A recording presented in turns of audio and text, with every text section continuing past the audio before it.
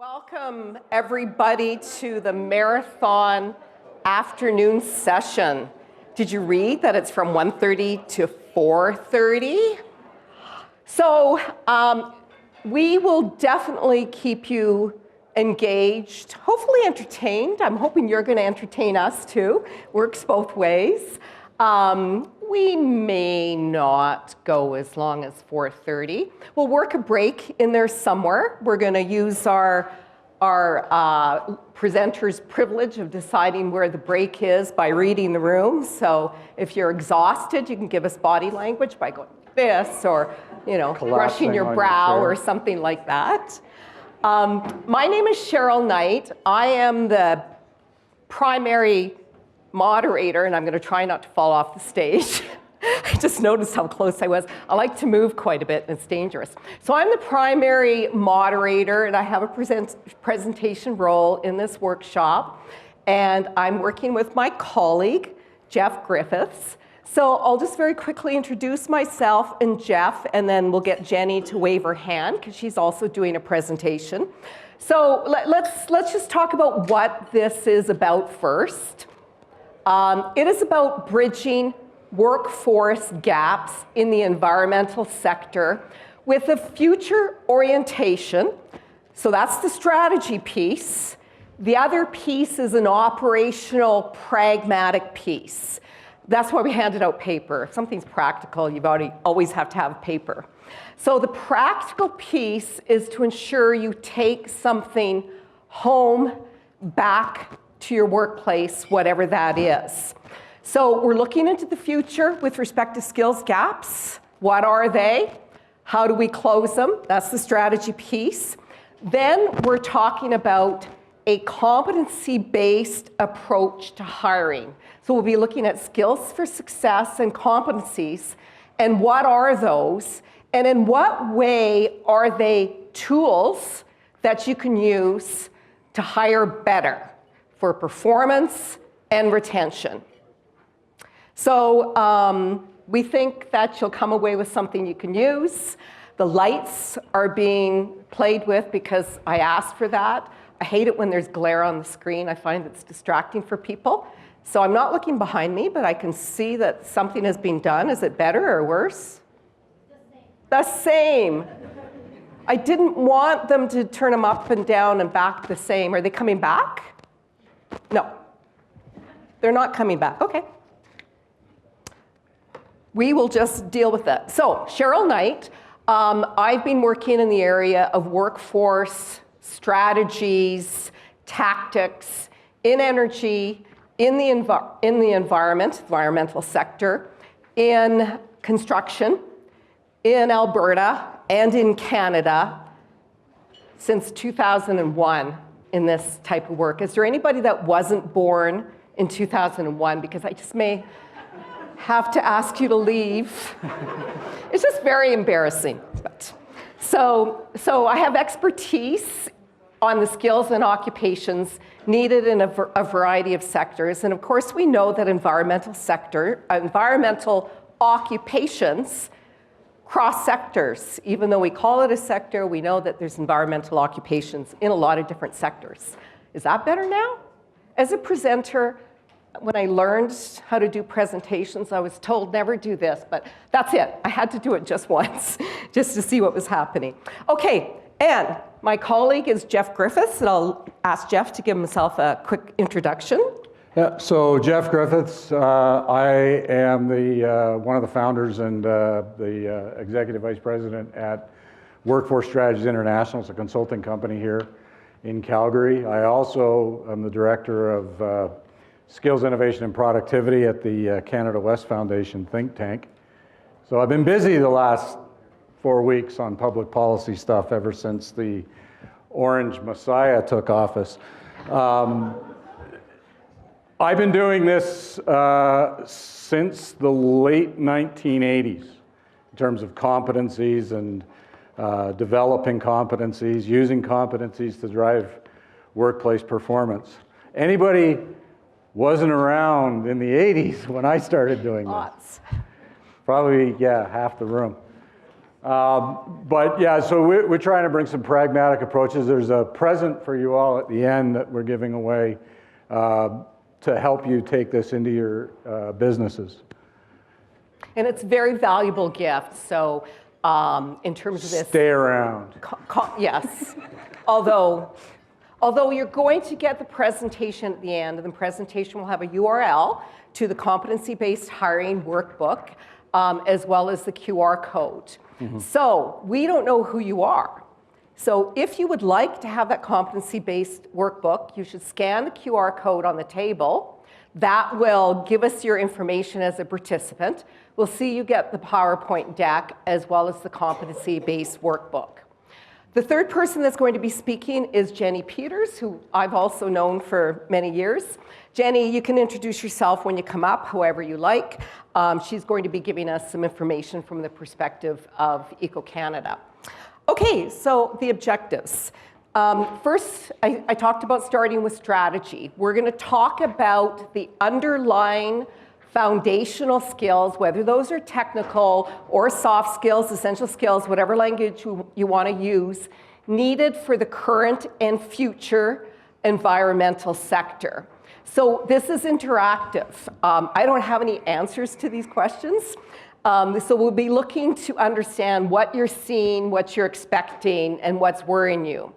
And then we'll identify strategies to close those gaps. So in order to do that, as soon as I run through the objectives, I'm going to try to find out who's in the room, because in terms of your identifying strategies, you're probably either going to go from an employer perspective or from government perspective or post-secondary education perspective, or you might point to somebody and say, they need to do this. So let's just find out who's in the room so we can point to ourselves or call out others that we would like to have a role. So what are the strategies that we need to do? And then we're going to jump into Jeff's piece to understand the value of a competency-based approach and how it will actually improve hiring results.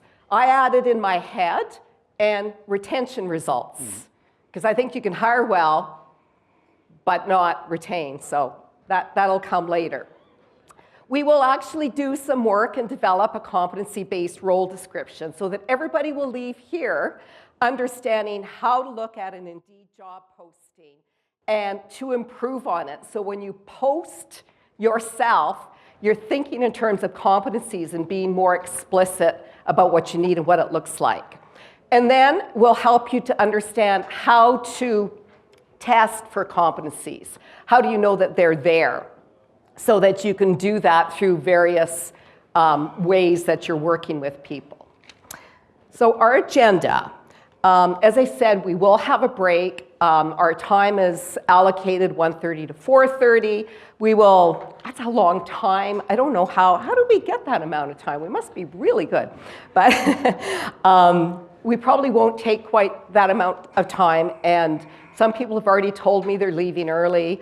I'll try not to be offended, but I know who you are. So first thing, agenda, we're going to frame the strategy. I've already told you what that is, so we'll jump into that right away. Then we'll get into the level setting about competencies. What is a competency? What are skills for success, or essential skills, as some people may know about them? Then we'll do a large group exercise to get everybody comfortable with working with competencies. Then we'll go deeper into the definitions and the foundations of competencies and getting into that test. How do you test for them? Then we'll do a second exercise that will be more at your tables, or however Jeff decides to approach it. And then we'll wrap it up and get some feedback, try to hear what you're going to take away, what you've learned, and so on. But before I forget, I would very much like to know who's in the room. Jeff, I think it might be helpful to have a bit of a tabulation. Sure. So we're going to do the categories. I'll give you the categories. And then if I've missed a category, then we'll add a category. This will be your first group participation thing. Employers, educators and trainers. Oh, no, you don't have to raise your hand yet. I'm just giving you the categories, because then you have some people that raise their hand for every category, and I would like you to pick one. So employers, educators and trainers, government, nonprofits that are involved in the skill or the workforce field. Those are 4 okay ones. Have I missed? Is there somebody who doesn't fit in any of those categories? We'll work with those. Okay. Yep. Pardon me?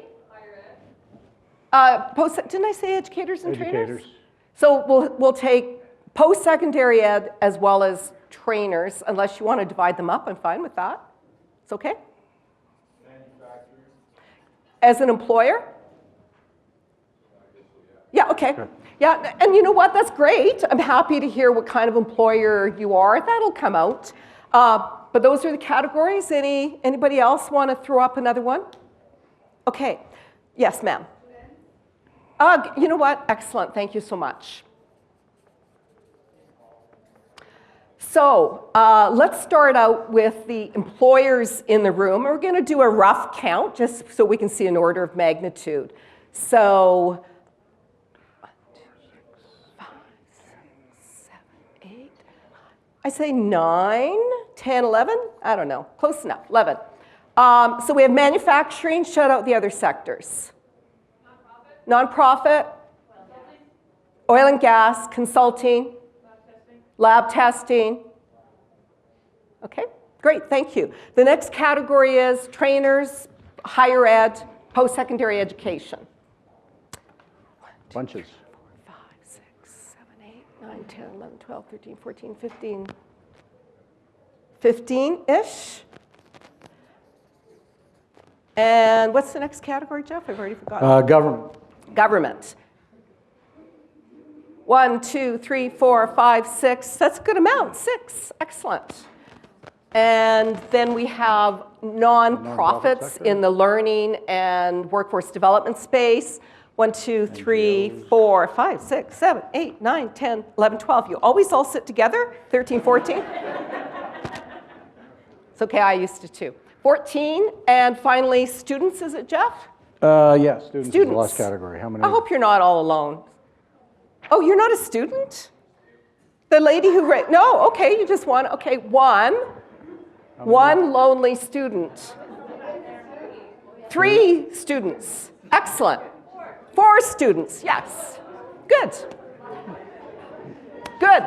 So when we're talking about closing gaps and what can you do, you can think about your perspective or ask the others in the room that represent other stakeholders what they might do.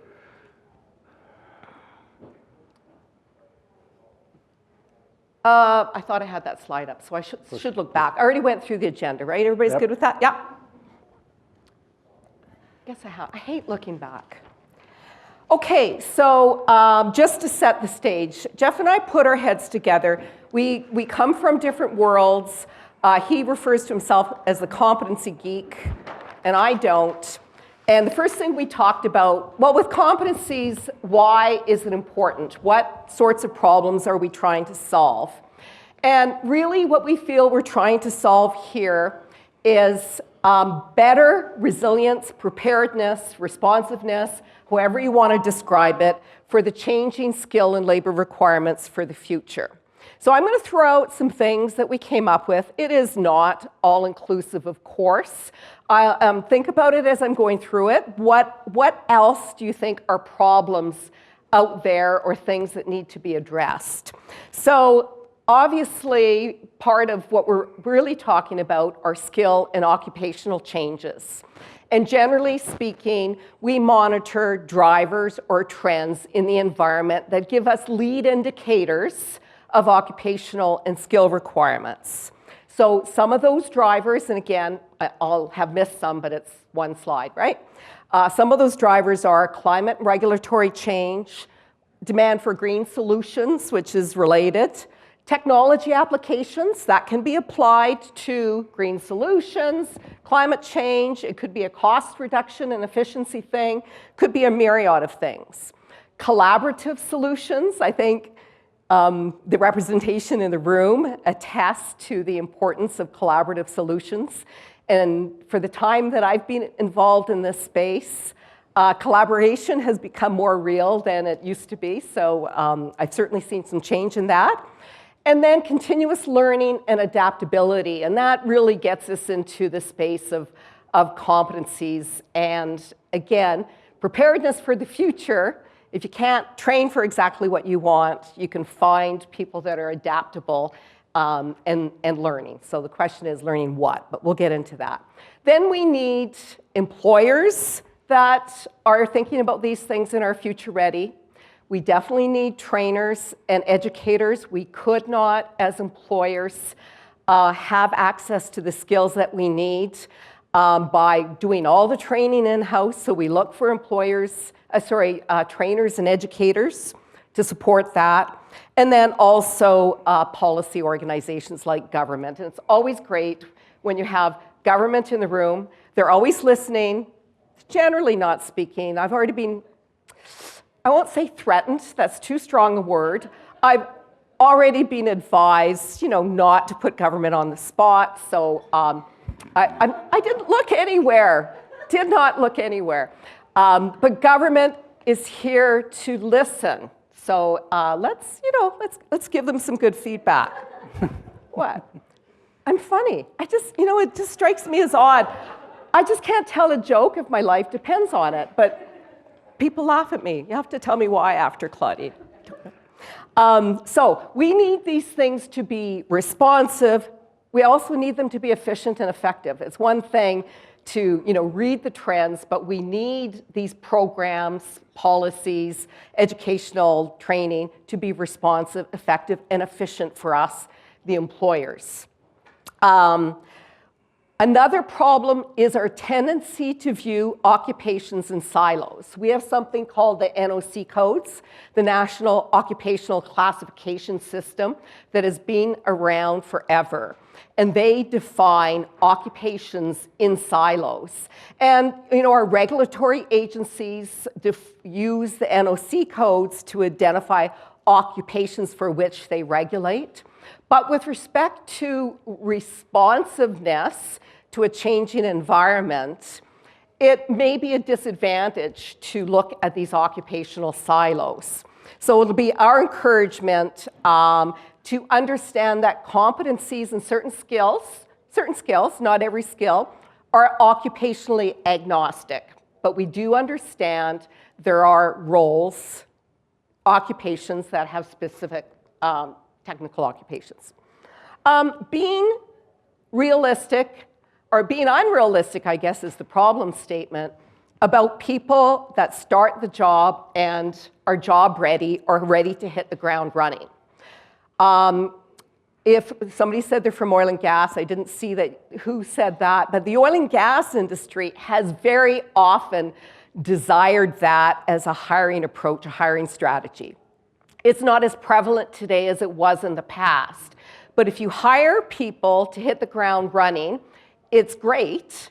It will cost you more, and it may not contribute to your retention options or your retention priorities. So we'll be talking about hiring for skills versus credentials. They're not mutually exclusive. And addressing the knowledge gaps more once people start at work. Because foundational skills are those Velcro skills, those learning skills that people can build on to move from occupation to occupation. Another problem, it's not really written as a problem statement, but another issue is collaboration, so amongst employers and the other stakeholders in the room. And from our perspective, we think that having a common understanding of the competency requirements, that we're going to be talking about the needs for the future, for the environmental sector, will mean that all of those systems will be more responsive. So, I don't know, that's a bit of an overview of what Jeff and I came up with in terms of some problems that we think we can address today. Are there other things that you came here in mind with, gee, I hope we can talk about this, or I'm really worried about that, that's not up here? Anything else? Speak now or forever hold your peace. What's the true value of competency-based? How can we provide that as value added and actually get appropriately compensated for having the competencies? So the question, and I'm going to repeat the questions. It's okay. I would ask as much as you can, speak up, and remember, as much as you're speaking to me, you're mainly speaking to these folks. So the question was, what was the question? It was a long one. So you were talking about how do we get compensated for competencies, but I think the earlier part of your question was what is a competency and what's competency-based? And the value. No, I'm wondering, what's the value at the end of the day, right? So we sell hours here. We were professional services that we sell on an hourly rate. Yeah. That's pretty much everybody Oh, in this literal value. Yeah. Well, is there another one? Okay. I mean, we sell hours, and that's how we make Well, our living, right? Yeah. So this is fantastic. This is competency-based. But at the end of the day, it has to have a value, and I have to be able to convince whoever's buying my services that I or my staff are competent in this, and therefore... I will touch on that. Yeah.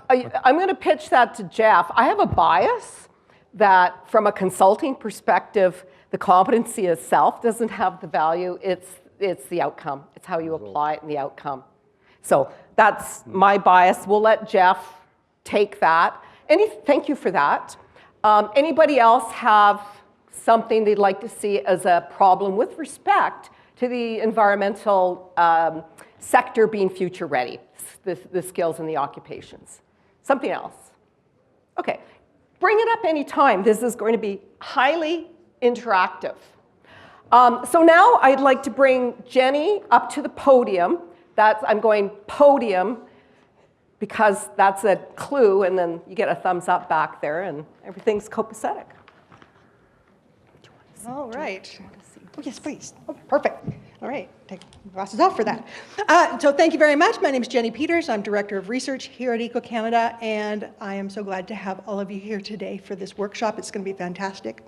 What I wanted to talk to you about today is a bit of level setting, just to give you some idea of the research we've done in the past with regard to specific skills, competencies, knowledge that's required for environmental workers, and capture that as part of our framing for the discussion going forward. So when we look at outcomes, when we look at the objective that a worker has in order to achieve their goals, there are a lot of things that go into that. It's like a recipe. And so there's the knowledge that the person brings in, whether that knowledge is from a high school or post-secondary education, could be through corporate training, could be through on-the-job training, wherever they're getting that knowledge from. That knowledge serves as the foundation for the work that's going to be done. But then there are other pillars. It's more than just knowledge. I'm a former academic, and I know that from experience. It's more than just knowledge that gets you to the end goal. There are also the behavioral and human skills. So the leadership skills, the teamwork skills, the communication skills, even things as foundational as just reading, writing, arithmetic, digital skills, those sorts of things. But then there are also the technical skills that are very specific to the role that an individual is engaged in. And you can pick some of that up on the job. You might bring some of it in from a post-secondary. But all of those things come together to describe the components that go into a competency that then develops for the ability to achieve the outcome, the goal. So we'll go to the next. Oh, I forgot. Oh. There we go. All right, okay. So EcoCanada's been leading in this space in terms of trying to capture competencies for environmental professionals over the last 30 years or so that we've been around. I've taken this particular slide and this information from our most recent National Occupational Standards document, which is available for free on our website if you're interested. The National Occupational Standards have a knowledge base. They have a personal or professional skills or transferable skills base, and then the technical skills. When we're talking about the knowledge, that knowledge can be quite broad depending on the role that a person has. A communications professional, for example, could have a very broad understanding of ecology and human impacts on the environment and how policy plays into the decision-making of corporations, for example. A scientist is going to need a much more technical background. A data analyst might be somewhere in between, where they've got some very specific data analytical skills, but then they have to pick up some of those more nuanced ecological, biological type skills. But basically, these core knowledge areas are seen throughout the environmental sector. So, how do human activities affect the environment? What is the value of protecting our resources, conserving our resources? What's going on in the global environment? What sorts of policy changes are we seeing in Europe or the United States or the United Nations? How does Canada operate? How do Canadian businesses operate within some of those constraints? What's the kind of the standard operating procedure within those constraints? We need to know about the actual environmental legislation and regulations that we're going to be working under or dealing with in terms of our day-to-day activities. Environmental management systems are being embedded in more and more organizational activities to help capture the impacts of the industrial or commercial activities on the environment. Again, we want people also to be aware of what is the public thinking about the environment. What are the other stakeholders, the maybe non-business, non-government stakeholders thinking about it. And then lastly, a kind of a holistic view of the interconnectedness between environment and culture and society and a variety of different types of aspects of future development goals that intertwine and interconnect with each other. So all of those are generally knowledge areas that we would expect a professional in the environmental sector to have at least some knowledge in most of them, maybe some very detailed knowledge in some of them. We've also done some research asking employers what they're looking for when they're looking for new workers in particular. We did some research a few years back where we were looking at what we called essential skills in the environmental sector. And so this diagram captures some of the response from with regard to the environmental sector and the needs of the workers. So we've got here, for example, well, this is, as you were saying, there's a lot of consulting work here. Project management is key. Whether you are operating in a government or a not-for-profit organization or an environmental consulting firm, project management is one of those skills that, again, you don't necessarily come out of school with, but you want to develop in order to be practical. Budgeting, scheduling, planning, all fall into that kind of project management category. And then we've also got some more specialized skills in terms of sort of relationship development, like customer service and business development and sales. Quality assurance and control was a big consideration for employers. They wanted to have staff that was coming in with a quality control mindset. And then, of course, digital skills, the AI theme of the eco-impact here. So that's increasingly becoming a more and more in demand.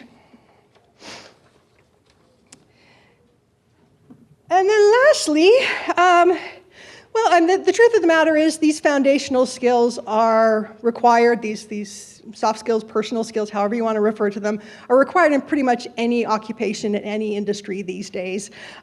Communication, being able to clearly communicate the objectives that you have, being able to communicate what your plans are, being able to communicate to stakeholders and develop relationships, teamwork and collaboration.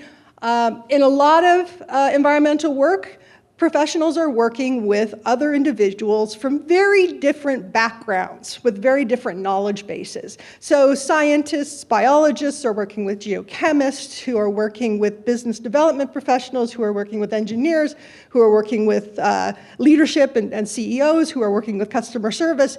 And communication and teamwork becomes a little bit more challenging when you're talking to people who don't necessarily speak the same jargon or language. So that's a definite skill. Problem solving. I was just chatting with a couple of people this morning about what they thought was the most important thing that they had in their toolkit for the work that they were doing. And problem solving came up as a really good, important capacity. Research and analytical skills. Again, this is like lifelong learning. We need people who are able to find solutions, whether it's coming up with a creative solution yourself or whether you're going to be exploring how others are doing it and putting that together. A lot of it is basic time management, presentation skills. There's a lot of stakeholder management in environmental work. So presentation skills can be very important, writing skills. And then we want people, again, quality assurance, detail-oriented. And I think more important than anything else is the leadership. Environmental work is innovative in a lot of ways. As I said before, it's problem solving. We've got a problem, we need to come up with a solution. Now, sometimes that solution is obvious and we've got a well-established way of doing it. Most of the time, though, we don't. We have to come up with a new creative way, apply some new scientific research, apply some new processes, take all of that together and combine it and try something new. And it takes leadership in order to be able to take the initiative, to be willing to take those chances. And it takes leadership to be able to encourage that in the team that you're working with. So I think that again, is really one of the skills that I would highlight as being particularly important as well. So that's my little spiel. So my question, not so much to Geni, but for you to think about as we go into this next section, because this is data that was collected through a job posting system or other research, are these the core knowledge, technical skills, and foundational skills needed for today and the future, or are there some shifts, some changes, some things that you're seeing in the environment that the research hasn't caught up with yet? So this is food for thought. We can just say ditto to that, or we can just think a little bit harder about what we see as changing.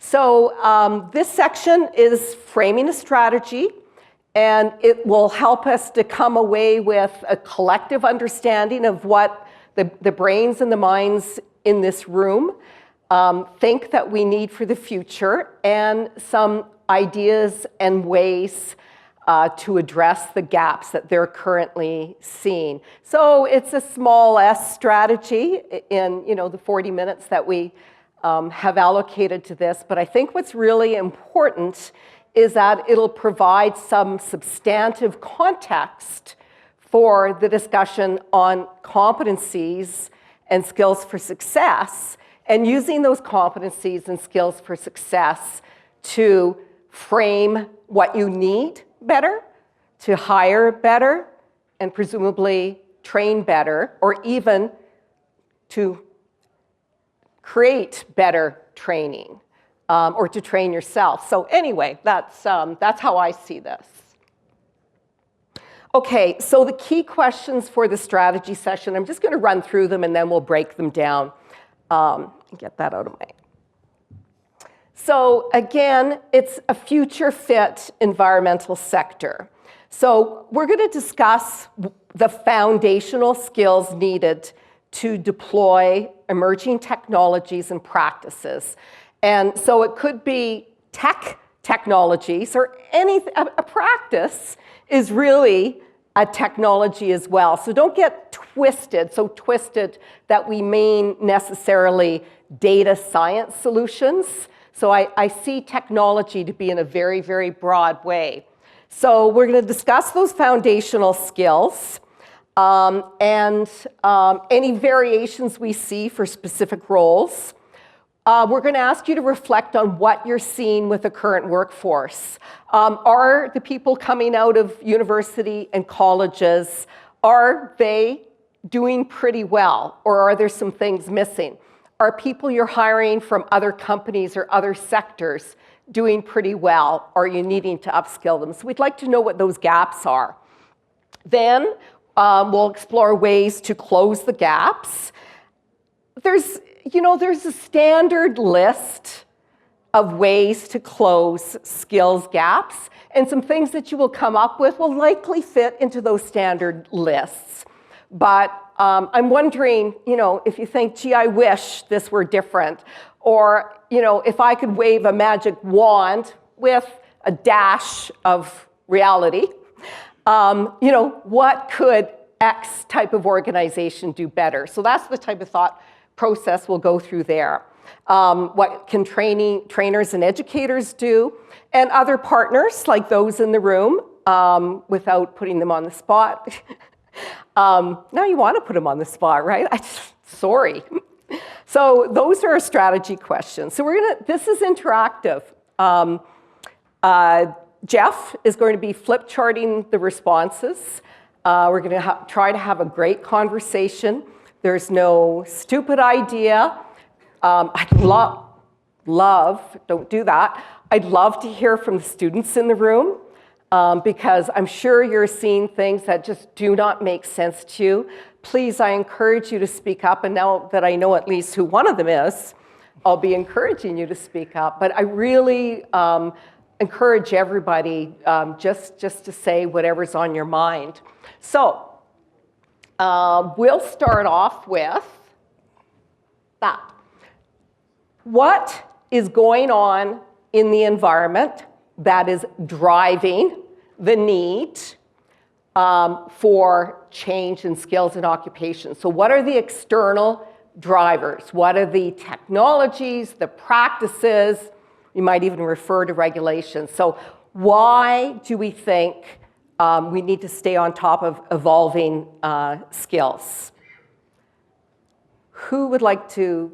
I wish I'd brought a prize. Who, if I had a prize, who would like to win it for the first comment?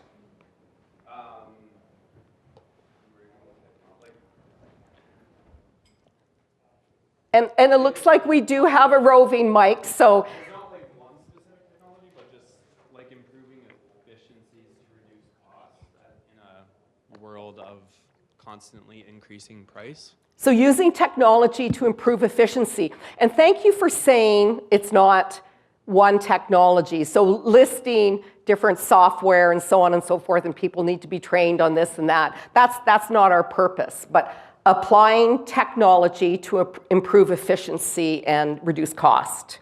That's fantastic. Thank you. Right here. And you know what? I'm going to do a second one. No, you're writing. I'll run. Okay. I think science. I think we're discovering more contaminants in the air and the water in whatever. So science is definitely improving. Our ability to detect things down to the parts per quadrillion is driving regulations, because regulations are driven by what you can measure.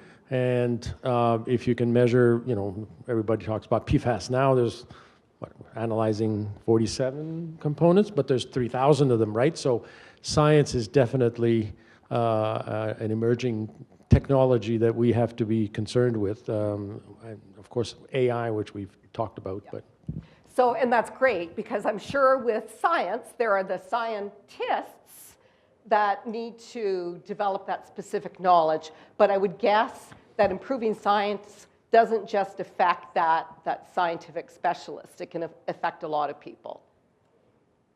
Ooh, I said something. no, I'm not sure I understand. Oh, That's probably neat. okay. I think it's not. Mike, please. I think it's not Not siloing off by departments. We need interdepartmental communication and people thinking outside the box to be able to put forward ideas. And sometimes when you're very specialized in one area, you can't think farther than that one specific area. So That's brilliant. I love that. Thank you.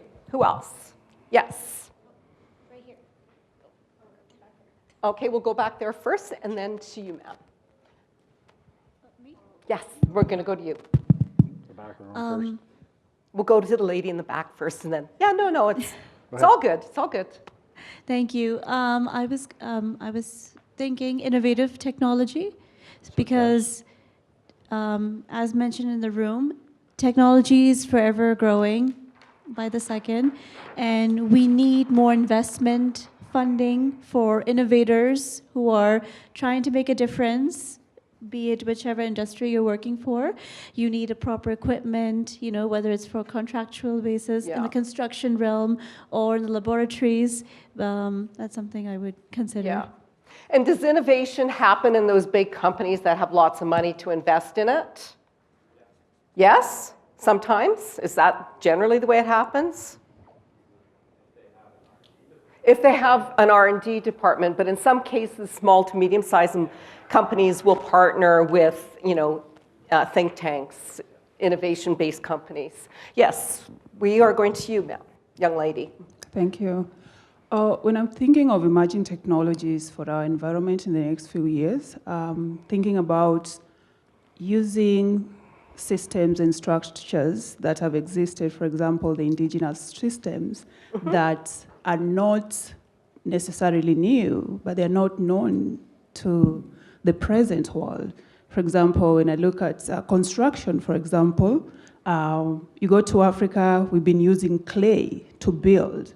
But then recently I was watching a video where to the white people, this is an emerging technology that is new. So just connecting the past to today and how it can influence the future. Oh, that is so interesting. So looking more globally at what you would call, you said indigenous skills, but you mean skills that have been used in history for many, many years that we're not accustomed to employing. So we see them as new technologies where really, if we just got out there, talked to people, listened to people, and observed, that would be a lower cost access to those technologies. Going to be ready soon? No, not yet. Okay. Just don't get too close to the speakers over there. Oh, you can tell me all you want, I'll forget. I'm kind of fluid. I'll try am I yelling or? You get feedback. Yes, the feedback. So don't move, keep further. Don't stand too close to the amp.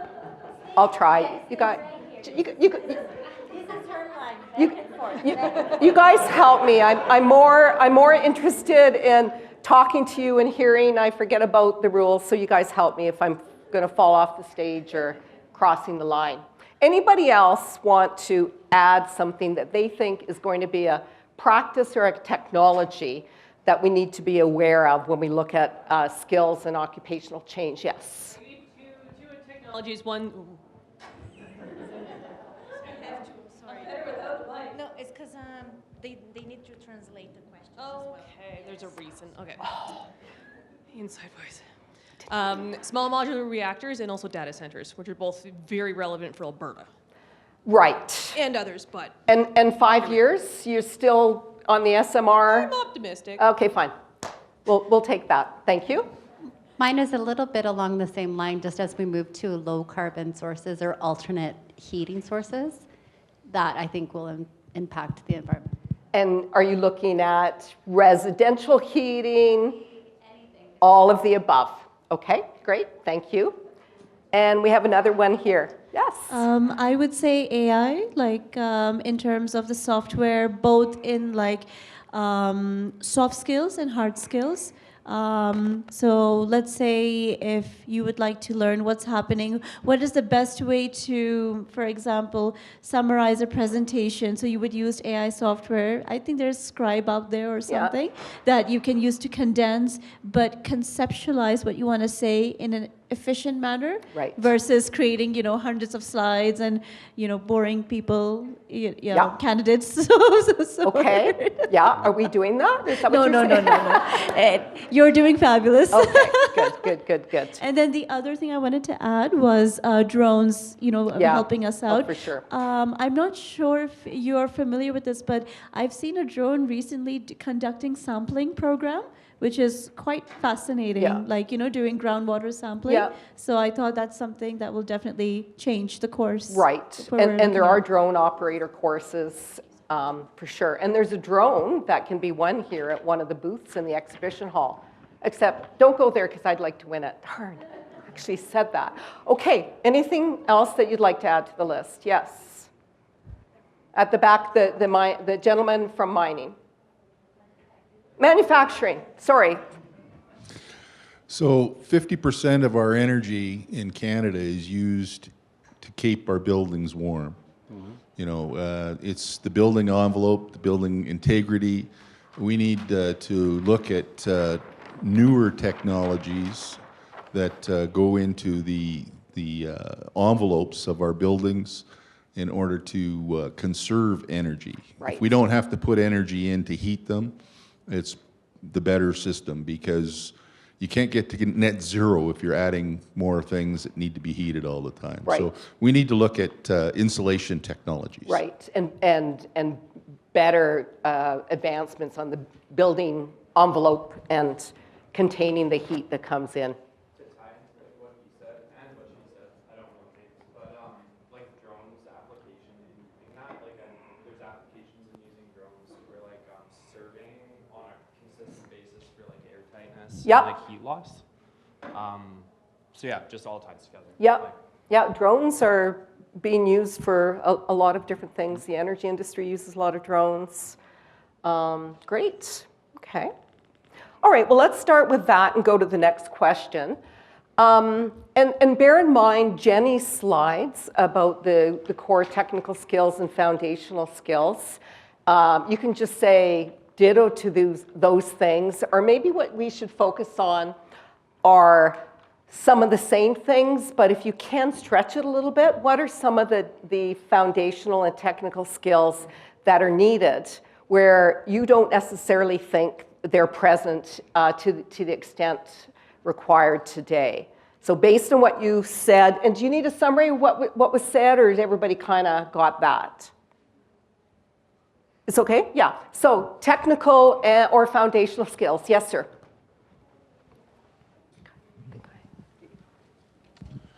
Things that we don't have taught in school, Such not as? readily anyway. Ethics, Okay. integrity, transparency. And When you say environmental, you got to have all three of those for a person to have any credibility. And how did you learn those things, do you think? 40 years of experience. Yeah, okay. Okay, and that's fair. So that, let's, when we talk about what the gaps are, and that's a gap, how do we close it in a shorter period than 40 years, right? Excellent point. Anybody else? Yes. And then over here. So the technical and foundational skills that we need are technical report writing skills. Because let's face it, if you write multiple pages of an idea or a concept without, conceptualizing it, no one's going to understand you. So I feel communication is key. If you do not understand what I'm saying, then I've lost you and I've lost the purpose. So you can document all you want in paper, in book, or in a computer, but I feel like that's something that students need to grasp, and this is a I wouldn't say crisis, but it's something that really needs to be highlighted, especially in universities. Can I ask one of the students in the room whether they feel their programs have highlighted writing skills, or if they're worried about it or they feel competent? I think there are 3 or 4 students, right, Jeff? Yep. Could one of you tell us what you think about that, please? Come on, you can do it. It could lead to a job by articulate you are. It's a great opportunity to show yourself off. Yes, gentleman that is being pointed at. Yes. Okay. You know what? And don't worry about it being rehearsed. The question is, how well prepared do you feel with your schooling? And tell us a little bit about your schooling that you're taking. We want to know how comfortable you are with your writing skills and why. You're really putting me on the spot right now. I but am. okay. Yeah. I feel confident with my technical writing skills, but I think some of it is preparation in school, and some of it is just taking the time yourself to try and. You're really putting me on the spot. And that's wonderful. And what are you studying? I'm a GIS major. Okay. And when are you graduating? August. And do you have a job yet? I hope to have one soon. And you know, what is your name? My name is Abdurrahman. Oh, I cannot repeat that. That's okay. Say it slower. Abdul Rahman. Abdul. So if anybody would like to speak to Abdul about a GIS job, he was very brave, and that shows some foundational skills. Thank you So my very GIS much. is, I'm doing my master's, but my background is environmental science. Oh, wow. Okay, even better. Thank you for that. Thank you for the free advertisement. And I think that was going to lead to my comment. Now, mine was many, many more years ago, but it really wasn't until the master's level that they really focused on technical writing. Yeah. And I feel I became a good writer. So if there could be a little more emphasis added at the undergrad level, I think we'd have a more competent course. Technical writing was on Geni's list. So we can be in violent agreement that that's an important skill. Can anybody tell me why you're bringing that up in the context of changes in practices and technology in the future?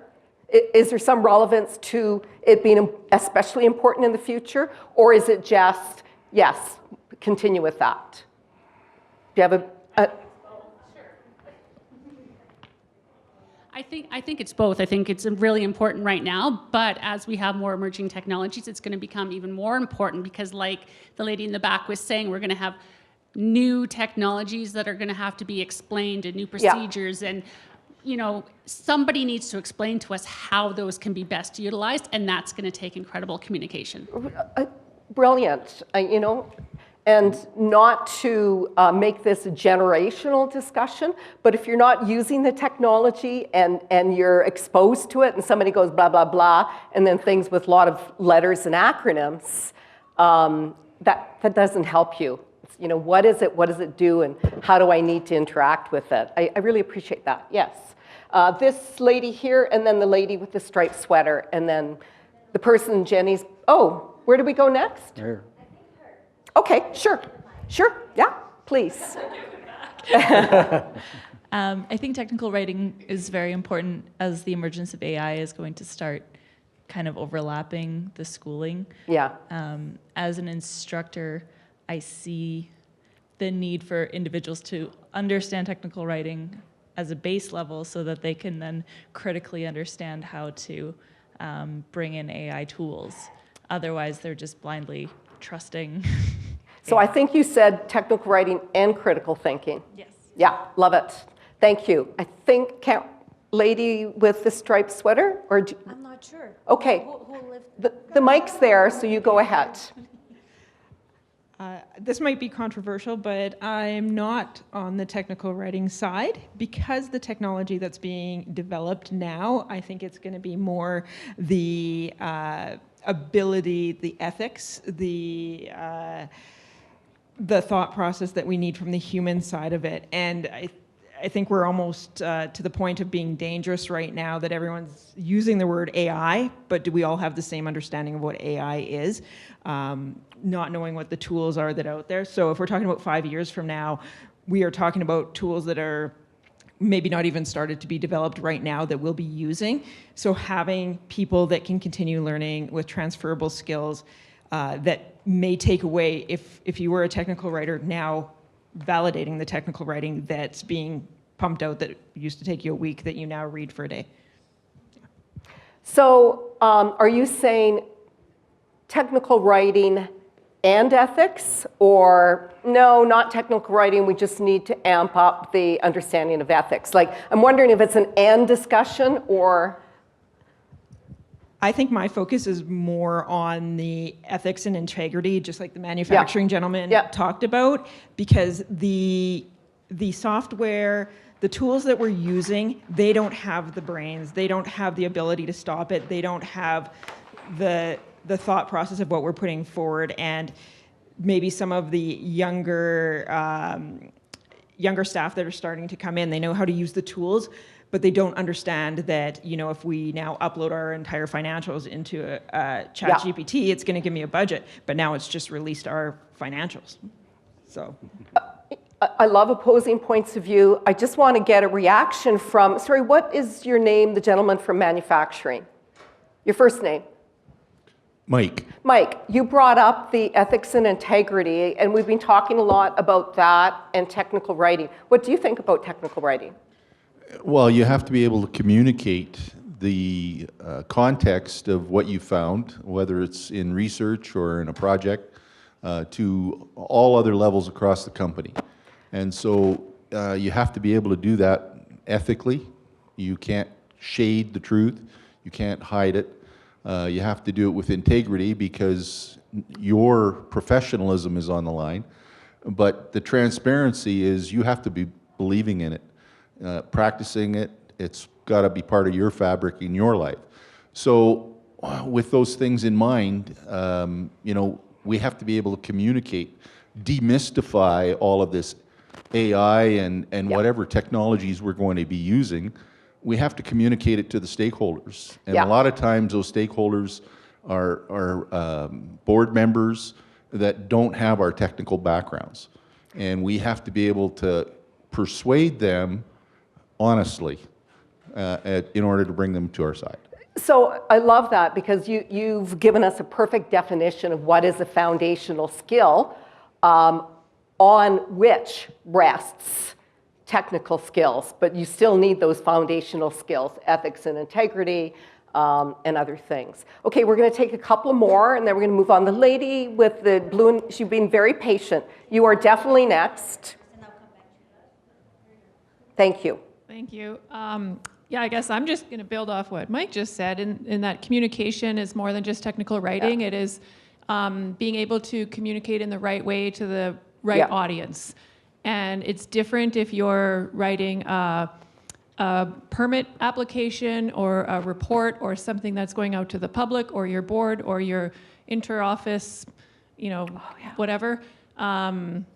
Or even your friends, like that you're just talking about your job and your work and what you're doing, or landowners or whomever it might be. And discerning that there's different voice, different use of words, sentences. Yeah, and also meeting people. Full-on periods, no emojis in some cases, And meeting people where they're at, especially if you're trying to share or, convince them of an idea, so to speak. What is important to me might not be the same thing that's important to someone else, but there's probably some common ground that we can agree on that's the angle to go through. That's excellent. We're going to take one more, and then we're going to move on. Just a little bit of a, I'll tell you what we're moving on to after. Oh, you threw it away. It's okay. They're agreeing. Thumbs up. I've had the mic in my hand for a little while, so I'm just going to go for it. This is fantastic that we're fighting over the mic. I kind of like this. Jeff over here is going, you're taking up my time. But you know what? That's okay. We might go to 4:30. But anyway, that's okay. Things work out. This is fantastic. Yeah, Thank you. Thank you very much. Who am I looking at? Hi, thanks. I'm short. People kind of forget about me sometimes. I see you. Coming from the Ontario development world, environmental consulting over there, scientific defensibility and reliability in terms of legal appeals is huge for us. So making sure that our reports are ticked and tied, and it's consistent across our entire company and our industry is really important. So making sure that the people we hire can adapt those skills and bring new skills into that kind of environment. And is that ever changing? Have you seen that ramping up or being more present? Yes. Yeah, very much so. Great. Excellent point. One more, and then I swear to God, we're moving on. Yeah, thank you. I think I'm the last person. Emotional intelligence. What is that? Okay, your ability to manage your emotion and understand the emotions of people that are around you. This is something that is not taught and is difficult to be taught to anyone. And you find that where you are unable to manage your emotional intelligence, it creates crisis for you, and it also creates stress for you and people around you in the organization. Understanding and then behavior too, right? There's both components, not just understanding it at an intellectual level, it's also the behavior, right? Managing your behavior. Thank you very much. Okay, what kind of shape are we in now? What do you see based on all of those things? Do we need to, everybody heard, you guys are bright people. What are the things that you feel are their most significant gaps now, and why is that? Mike already told us about the ethics and integrity. It took 40 years of experience. A faster learner might take 20 years, right, Mike? But we can't wait 20 years for that. So what are the things which have the most significant gaps now?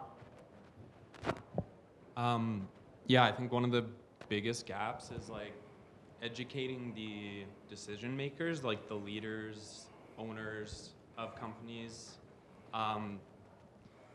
Sorry, I'm still trying to form my thoughts a little bit here. So like it's one thing coming from the post-secondary world, it's one thing to build a course aimed at general contractors for sustainable building practice. Okay. If there isn't like a large enough demand coming from like big builders, no one's going to take the course. Right. So I think the leadership was like one of the key skills, but like being able to convince leadership in the value of like why they should be adopting sustainable practice. So the skill is defending or demonstrating a business case or the lack thereof to a leader. So that's a skill for somebody who's not a leader to be able to articulate their analysis and assessment. And what's the skill for the leader that you think might be missing? Is your leader in the room, by the way? What's that? Is your leader in the room? No. Okay, tell us. Say whatever you want. Sorry, what was the question? The question is, what if the leader were, bring it on, tell me, that's great. But are you suggesting that the leaders themselves need to build a skill to be more open to your diverging points of view? No, I'm talking more from like a general perspective in like the target audience is like they need to be convinced first before like a specific trade or a very specific job is going to like have high demand, right? Because could you speak into your mic? I think what I'm trying to say is the like target audience is really important of like from a post-secondary like perspective of like conveying the value of sustainable practice to the decision makers of the companies that are actually hiring and then going into granular training in different areas. So is that critical thinking,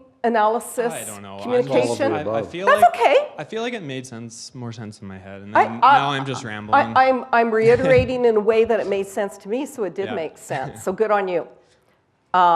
Thank you. Yep. Yes. Hi. So I just wanted to build off what the gentleman just said. Say it did make sense.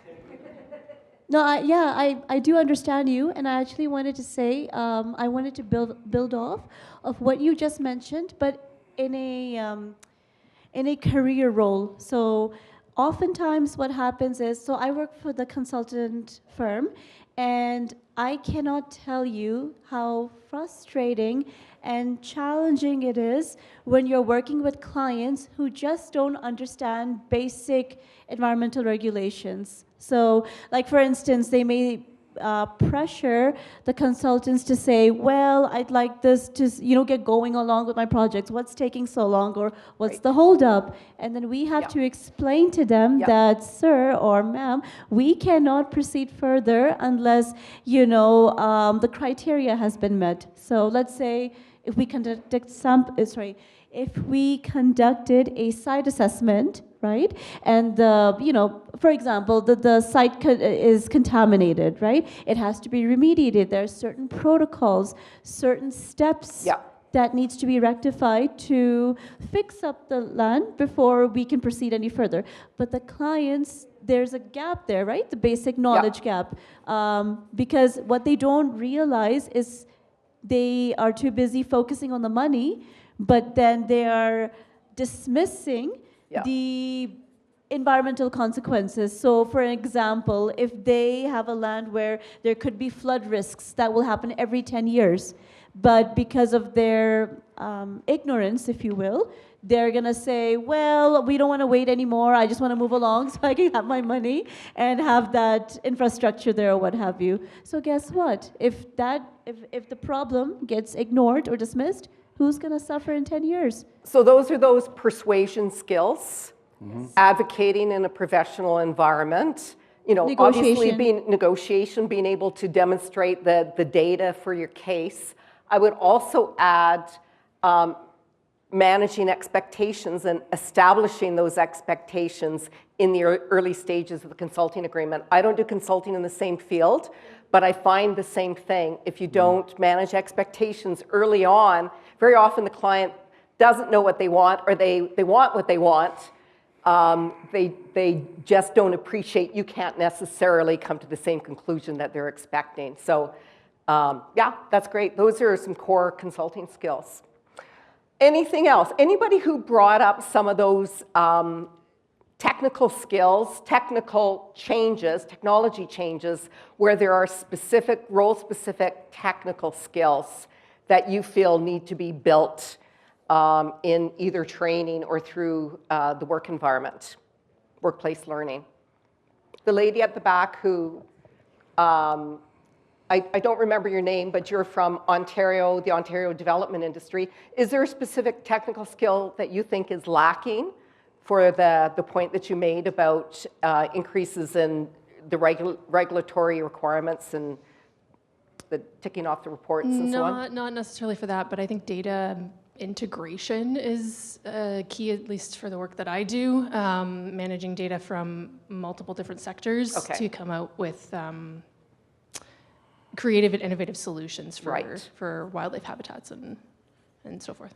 And you've brought up both a technical skill and some foundational skills that enter into it. So it's not just you're good at working with data and merging and analyzing data sets. You also are able to look at it and make sense of it and present it. So thank you. We have one more, and then I think we'll move on and give... Thank you. I think for the emerging technologies, especially if you're looking at the systems that have been used by the indigenous people, it would be nice to develop skills of curiosity as well as those of respect. Right. That there's credibility in what they have used before. Yeah. And so do you find that's lacking? I think it's an important skill. Are you observing it because you feel those skills of respect, open listening, being open to a different perspective or worldview? Do you think those skills are lacking? Of course it's lacking, because I think the Western worldview always look at, is it scientifically proven? Yeah. And the indigenous people do not care about, writing it on a paper, and it's their knowledge. So who is going to, to make it official that this is the right thing? So the best thing we can do is simply be curious, listen, and respect it. Excellent. Thank you. Okay, greatly appreciate it. Okay, one more pressing thought. I can just sense it. Thank you. Building on everything that was being said, it's also coming back to the ethics and integrity and thing is, how do we visualize and communicate the data in an ethical way? Because you can take data and skew it however you want to communicate whatever you want. So how do you understand the data, and then how do you understand how you're communicating that data and the ways that you can do that? Well, and people want snapshots, they want infographics, they want 4 bullet points, but sometimes that's just not sufficient to cover the nuances of what the data is saying. I don't know, is that what you're getting at, maybe? For those 4 data points. how are you selecting those 4 data points to represent your data lake, or the integration from different sectors and things like that too? Okay, so we have a few minutes, 10 minutes, right, Jeff? As much as you need. Doesn't work that way. We're going to smash all this into one. This is much simpler than our previous discussion. So what are the ways to close those gaps? So again, I'm going to give you the traditional list of the ways to close gaps. And I would like you to add to them in greater detail. So you can expand access to a talent pool or diversify a talent pool. You can increase your effectiveness of recruitment. You can do better onboarding. You can, as a company, have a workforce strategy. You can apply learning and development to skills and knowledge gaps. And you can on an ongoing basis assess those gaps. Those are kind of traditional pillars. So I'd like to hear what you think of those and hear what you're doing now or what you wish you could do. And tell us if it's working. If you would rather speak to what you would like from training and education and what you think is effective, traditional credential programs, micro-credentials, internships, work-integrated learning, that sort of thing, or what you need from other partners. So this is about ways to close the gaps in any of those areas that we'll just take comments as they come to you. So what are you doing now that's working? What do you wish was being done that would work more effectively for you, given the things that you said are missing for those emerging technologies and practices? And then now we fight for the mic. Me? Yes, gentlemen. Who needs a mic? And I'd love, again, to hear from a student in terms of the relevance of your training and education. How well do you think it's preparing you for work?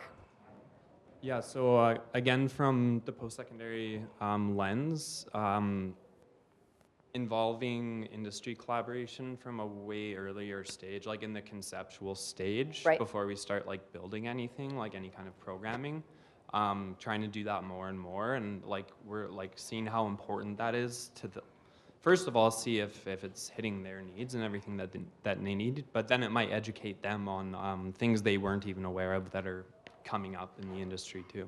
What's preventing you from doing that? What are the barriers? Not enough time to do it early enough, no cooperation, or insufficient cooperation from industry? What's the barriers? Say, cooperation is the hardest part. Like most companies seem quite willing or like interested in having a conversation, but then when it comes down to, we actually need like 2 to 4 to 6 hours of your time to do a session.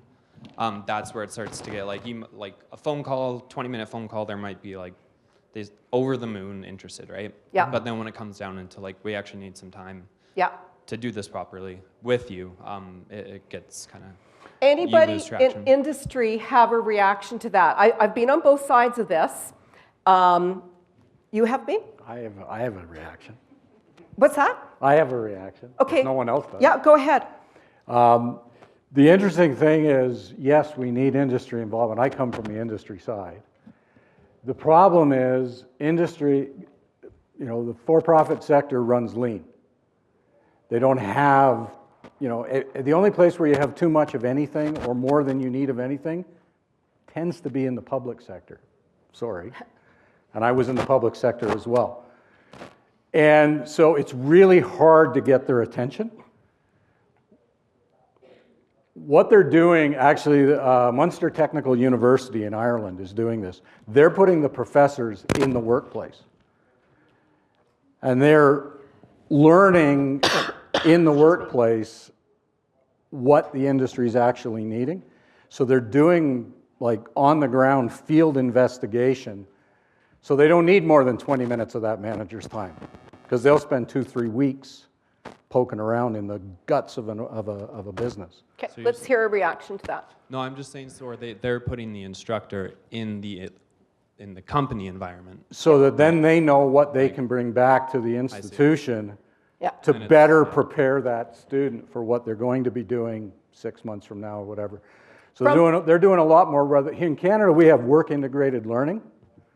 It's hard to get anybody to play in that either for the same reasons. They just don't have the overhead to handle it. What they're doing in Ireland right now is learning integrated work.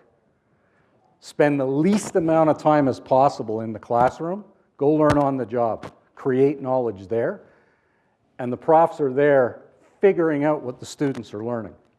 And do the companies seem pretty open to that? Absolutely. Or it took a lot of convincing? Absolutely. Yeah. Well, let's hear. It's a different paradigm. Does an This is in employer Ireland. in the room have a reaction to that dilemma that educational systems need to understand the needs of employers, but it's hard to do that? Jeff is suggesting different paradigms. Yes. Thank you. So I really like what Jeff was mentioning, and that's why I just raised my hand and I'm like, spot on. So he absolutely nailed it, and he's absolutely right. The thing is, it's very good to have, like, an academia background from your institution. However, let's just, face the music. And I'm not saying for all, but just for some cases, right? You don't know what you're doing or what knowledge you need unless you join a company or an industry, right? So that's why when you have co-ops, there's a reason that students who have co-op opportunities tend to have jobs right away or immediately because they have the knowledge, they have experienced it at first hand, and they're not wasting time trying to decipher what knowledge, what skills is my employer looking for, because they've already enhanced that. When you're out there on the job, you are learning, sporadically. You're trying to figure out, okay, what is it that they're looking for? Whether it's working out there in the field, whether it's working in an office setting, what is the misdemeanor? And this is all coming down to the technical and the foundation skills that you want to harness in. Good. Thank you. Are there other things that you think needs to be done to close those skill and occupational gaps? We'll go there. We'll go where the lady with the mic says we're going to go. You're the boss. Okay, thank you. So my background is a little bit kind of professional. I worked for a company more than 7 years, and then I become a student again, so at UFC. So I actually have both flavors of being a professional or a student. So I was thinking, actually, I was portraying my journey while I was seeing this particular slide, that formal education, micro-credential, internship, you have everything. Now what else, right? Yeah, what else? So from my perspective, I firmly believe that on-the-job learning is very important. What she just mentioned just before me, like when you get into the job, then you get to know what skill set you need to know, or you need to have, you need to have, things like that. But the fundamentals or the technical skills, you must have, you already have this. That's why you are on that job, right? Yeah. So in addition to that, you need something which is more specific or particular for that company, for that role. This is not something you can learn way before. It's not possible. Co-op might help you, but you can't actually learn those skills or things before you get into the job. But what if you could? So that's a rhetorical question, because it's a setup for what Jeff is going to cover. What if you could? What if a job or a role was expressed in a way where it's quite clear what you need to be able to know, do, and produce? Then there's always on-the-job learning, but there might be less of it. But I appreciate that perspective. So is there an employer that struggles with the onus coming to them for on-the-job learning? I'm sure the educational institutions no, they can't take it all on. But any employers that struggle with that, there's big wave back there. So hang on for 1 second. We're going to go to the back, and then I'll come back to you. Yes, to the back. The lady in the back, yes. Sorry. So I'm not an employer, but I'm with an NGO that we focus on workforce transition programs. So it's called Iron and Earth. Oh, yeah, I know you. Yeah, so what we find is a lot of people aren't sure around what skills they already have and how they can apply those to a new career in the green economy. So doing a skills gap analysis really helps, and rapid upskilling programs really help, kind of like a short subsidized kind of on-the-job experience where participants are able to kind of get that real-life experience within a couple days or weeks and then decide what avenue to go or what trainings they need. And also mentorship has been proven to be really effective. So we have a free mentorship program as well for anybody that's looking to see how they can apply their skills to new industries. Okay, so I heard mentorship, I heard subsidize on-the-job training, and there was a third one. Those are the two key? Okay, thank you. A rebuttal to what I said, probably. Go ahead. Yeah, the particular example could be today's event. See, as a student, I got a chance to participate or to to be here today, and then this opportunity actually gives me a chance to mingle with lots of employers here. Yes. I got a chance to ask them these kind of questions. So if the students or just fresh graduates, they tend to leverage these kinds of opportunity given by Eco Canada, APEGA, or like the other organizations. Excellent. They would have known that those kinds of skills they need before they go into the job. So the Thank you. opportunity to be subsidized to attend learning and networking events. That's an excellent point. Yes. I'm sorry. I know we tried to get over to you, but I was outvoted. It's okay, Cheryl. I know it's not personal. I'm going to go back to your original question, which is ways to close knowledge skills gaps. And it's been outward facing, but I think internally employers need to build capacity in recognizing the skills and the foundational knowledge that exists inside their organizations to begin with. Right. So we talked about skill gap analysis as an individual. I think that employers and need support in that, and I get it. 95% of what Alberta employers are small and medium-sized enterprises and don't necessarily have the capacity. They do the HR off the side of their desk. Yeah. But I think that's a real. There's a lot of opportunity there without looking and externally. it's not that hard. It's a workforce planning exercise, and as employers and workers in a company, you know what you do well and where the gaps are. So that's a great point, Kelly. Thank you. Yeah, thank you. Can I? To can you follow up wave? on, Because I just can't see who you. Oh, there you go. Hi. Yes. yeah, to follow up on that, I'm an educator from the Caribbean Maritime University, and we do not develop any program or curriculum without industry input. And yearly, we review our curriculum, and we also bring the industry persons to be part of the review. I'll give you a practical example. Say for Asikuda, for example, that is automated customs data. That is the software that is being used in the industry. We also make sure that we have this software at the university to train the students. When the students graduate, they are industry ready. And I must tell you, 85% of our graduates are employed within 6 months of graduation. And we also have a system of internship, which you have up there, and apprenticeship, where we send students on work experience. Many of them come back and convert to part-time because they're already employed. So what are the structural incentives to bring employers and educators and trainers together to share that information on an ongoing basis? Is it just because everybody wants to and buys into it, or is there a structural incentive? There is a structural incentive because most of our programs are competency-based. Yeah, most of our programs are competency-based, and the industry is equally interested in working with us, in preparing the students in readiness for them. So that is really an incentive Thank you. from the employer. Yeah.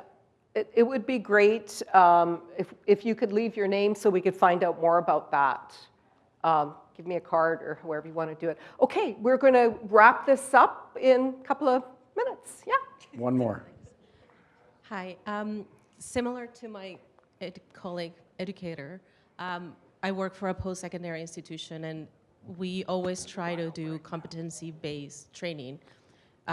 We're lucky that most of the time industry want to come and do the mapping sessions, but I think a win-win situation is when industry actually gets engaged in being part of program advisory committees. Program advisory. So okay. those are meetings that are not a full day of mapping. It's again, it's to regularly review the curriculum and see if it is meeting the needs of industry as of that moment. As well, I think there needs to be a really strong collaboration with the credit side, so the full-time programs, and the non-credit side when we look into skills gaps, because the non-credit can support the current professionals and the industry at the moment, making sure that the credit side has all that information and starts including that in the program, so that when the students graduate, they're at the same level as professionals who have been upskilled. So tell us what institution and what the geographic region is. You're in, yeah. Yeah, I work with NATE, Northern Alberta Institute of Technology in Edmonton, so Polytechnic. Oh, so it's possible in the Edmonton environment. I thought you were going to say Guelph or, no. So, and do you have long-term and ongoing relationships with industry that enables you to do that, or are you starting fresh every time? I think it really depends on the programming. So in all the clean energy, we're starting to build that. Good. And so we are going to the heartland. We are meeting with the industry. We're meeting with small companies, with large companies, to really understand the landscape of the skills that are needed. And when we do that, it's not, I represent continuing education, but it's not just continuing education. We go as a team, apply research, the credit side, and the non-credit. Great. Because it really is the skills and the knowledge and that goes across, if that makes any sense. I wasn't expecting to hear Nate, and I applaud you. That's excellent. Really, really appreciate that example. Okay, so we have a full-fledged strategy to prepare the environmental sector for the future. All set to go. Not quite. That's an overstatement. This is a mini. I was totally impressed with the level of engagement and ideas. We'll look over at ECO to see how we might be able to continue this, because I think there was a fair amount of engagement in this. Now what we're going to do, once we take a break, is talk about how a competency-based approach can help. And I'm going to walk over to the gentleman from the Caribbean and get his contact information. But if somebody could tell me what time they have on their phone, because my watch is always wrong. It's 5 past. So 15 minutes, so 3:20. Please come back. And I will talk very, very quickly and get you out of here before the gala. All right.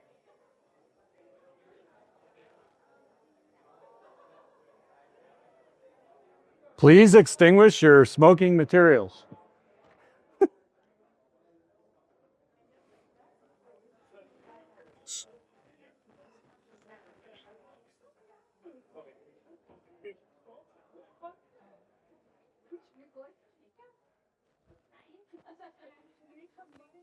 Okay. So I'm Jeff Griffiths. I am a competency geek by nature and training. All I do is competency stuff. And now that Cheryl's taken all my time, we're going to do a really, really, really condensed version of what I thought I was going to do this afternoon. But we're going to look at competency-based hiring. Question for the group. Who here is doing competency-based hiring now? That's what I thought. The interesting thing is, even those people who say they're doing competency-based hiring probably aren't. Not the way we understand it. Who's using competencies within their HR practices? Okay, good. Some? All right. Competency-based hiring and competencies in general, we're seeing a shift. I've been doing this for a long, long time, but we're seeing a shift away from credential or qualifications-based hiring towards competency-based hiring. There's a few reasons for that. Okay. Take a guess. Why? Anybody? Who's doing it? You guys are doing it? Why are you doing it? Okay. It de-risks your hire, basically, right? Who here is using resumes to determine who to hire? On a scale of 0, absolute crap, to 1, 100% useful in terms of predicting future performance on the job, where do you reckon resumes fit? 0.2. Okay? Resumes suck. Everybody lies on them. Everybody knows how to game the ATS systems. Who's using ATS systems? Right.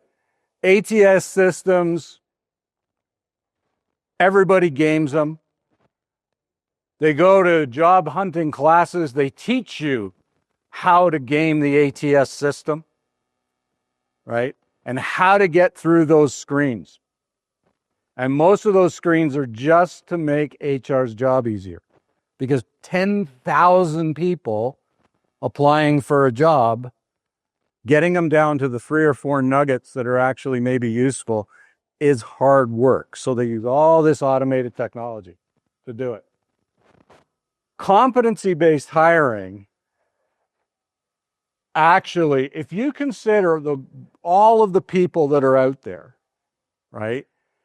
The whole population, right? And there's industry experience, there's other experiences, there's their learning, their knowledge, there's this or that. These are a whole bunch of, I mean, it's a big Venn diagram, right? And what you're looking for as a hiring, an organization that's hiring, is the intersection point of a whole bunch of different Venn diagrams, okay? The tendency is to cast the net as wide as possible because you don't want to lose, the potential for useful candidates, correct? Okay. But by not doing a competency-based approach to the hiring, your big net has big holes in it, right? Lots of useful people slip through because you have probably not using the right proxies to determine who fits into your bucket. So you're losing good candidates. And then the proxies that you use to filter with probably aren't particularly useful in determining who's a fit for the job, right? Because if they were, who does 3 months probation after a hire? Everybody, right? Why? Because you're never really sure if the person you hired is the right person. So we give you a whole quarter to figure out if you did your job and hired the right person, right?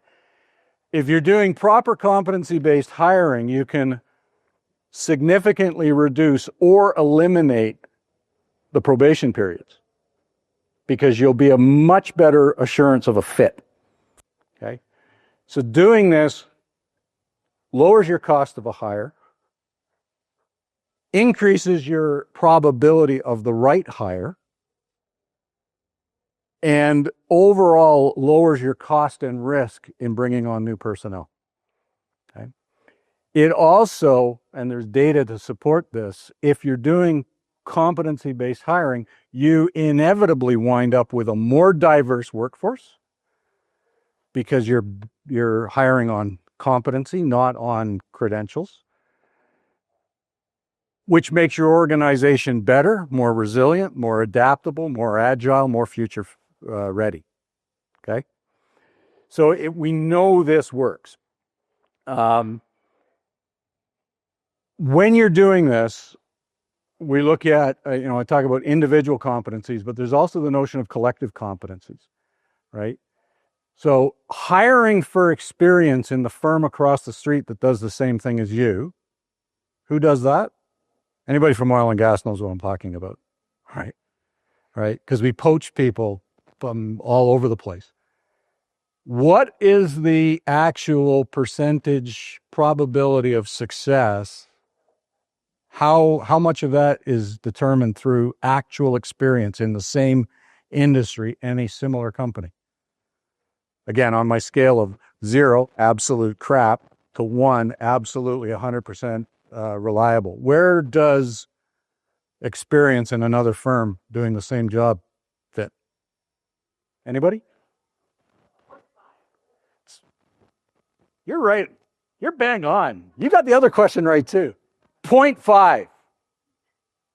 It's a crapshoot, even if they worked for your competitor. Why? Why do you think?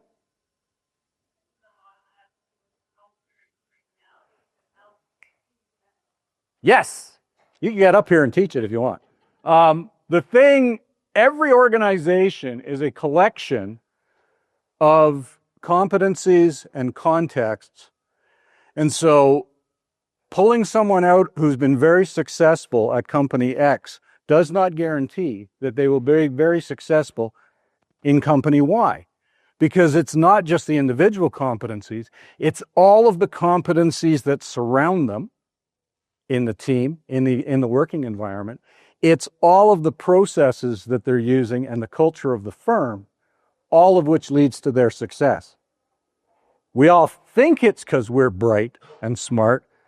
Oftentimes it's entirely situational. We just happen to be in the right spot, surrounded by people who augment and complement our competencies. So when we're doing this, we're looking at not only individual competencies, we're looking at collective competencies within the team and where our gaps are and how to fill them. Then we talk about evidence and onboarding and other things. Okay? What is a competency? Quick. Anybody? Before I change the slide and give you the answer. Anybody? You know all the answers. I don't know. It's the things we've been talking about. In my mind, it's like communication, critical thinking. Okay. That's When a lot of the time we disaggregate these things, we talk about them as these little nuggets of skill. When we in the competency geek world, when we talk about competencies, okay, it's not a skill. Skating is a skill. Playing left point on the blue line during a power play is a competency. It's a skill applied in a particular context for a particular result. And it's the outputs that matter. Interesting, in other places, not Canada, they start with the output and work backwards to the competencies, as opposed to starting with the occupation and moving to the competencies in the other end.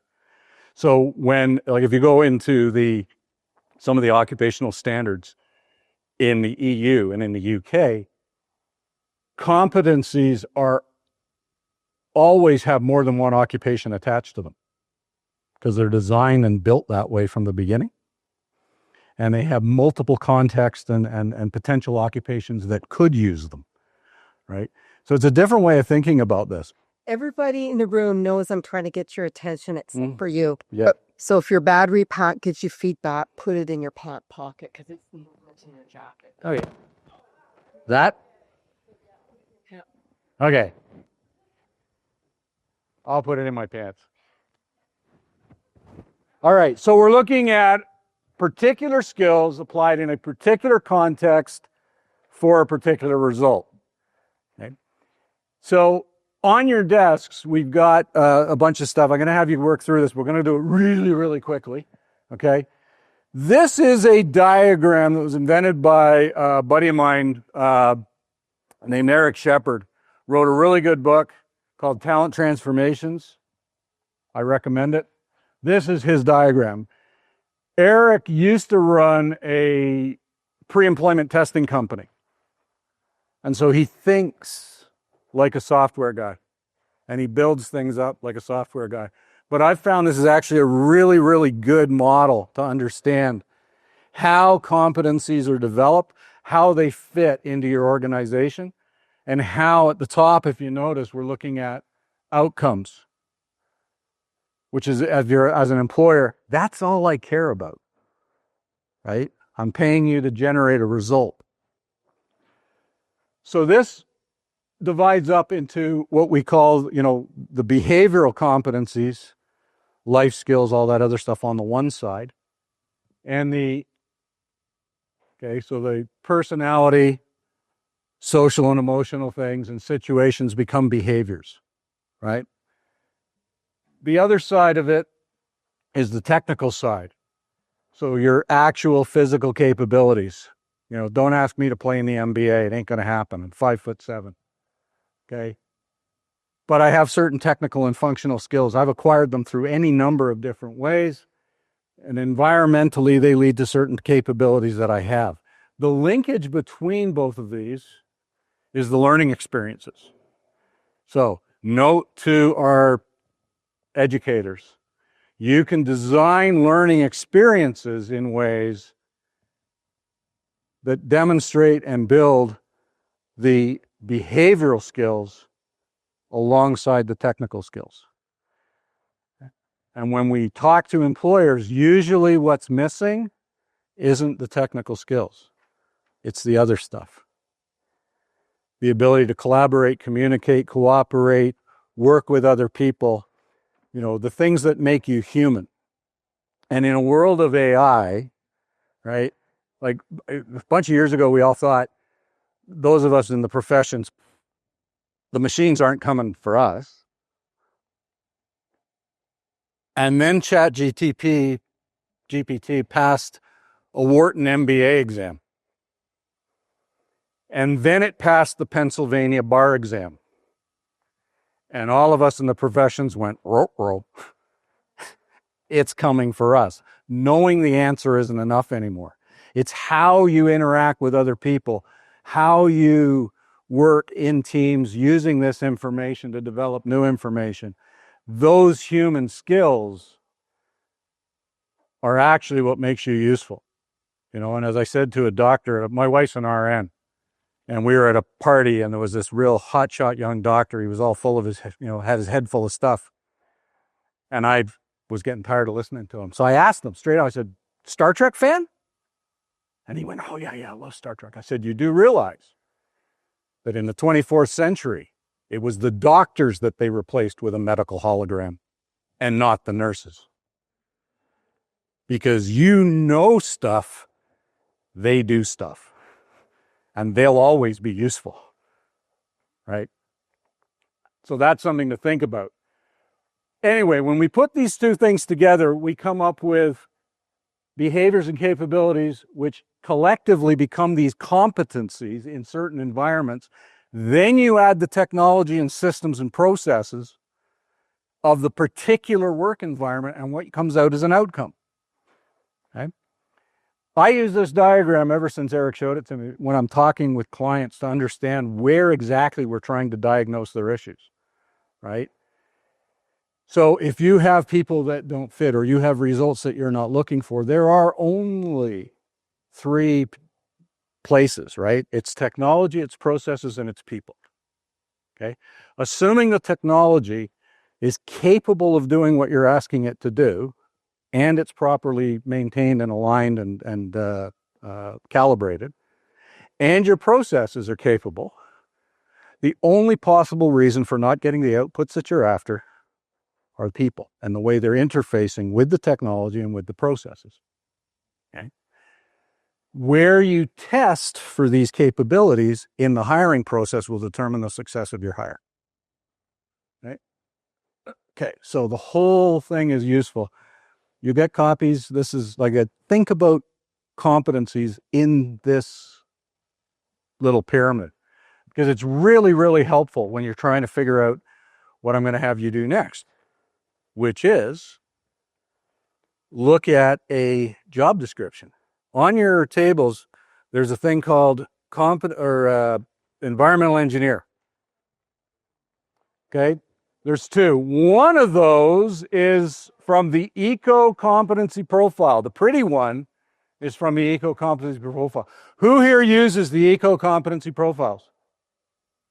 Who here even knows what I'm talking about? Shame on you. Okay? Millions of dollars of your federal government's money has been spent creating these things. No one in the industry uses them. Good. Okay? So, the competency profile is generic and industry-wide. It is that way for a reason, because every company is a little bit different. No two companies are identical. Blended roles exist all over the place, okay? What I want you to do is to take the not pretty engineering profile.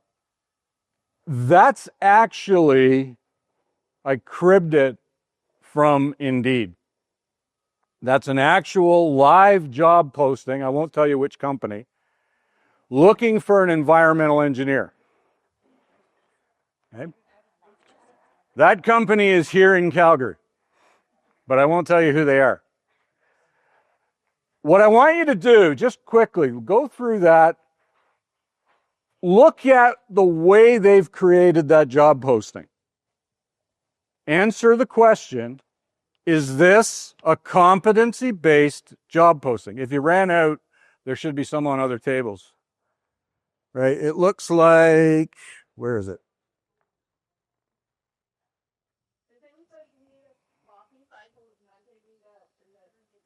Yeah, we've got extras, and there's extras here as well. Who doesn't have one? Put your hand up if you're missing the not pretty engineer profile. Okay? So this is typical of the kind of things that job seekers, students have to deal with when they're trying to get a job. They have to twist themselves into a pretzel to try and meet whatever it says in here.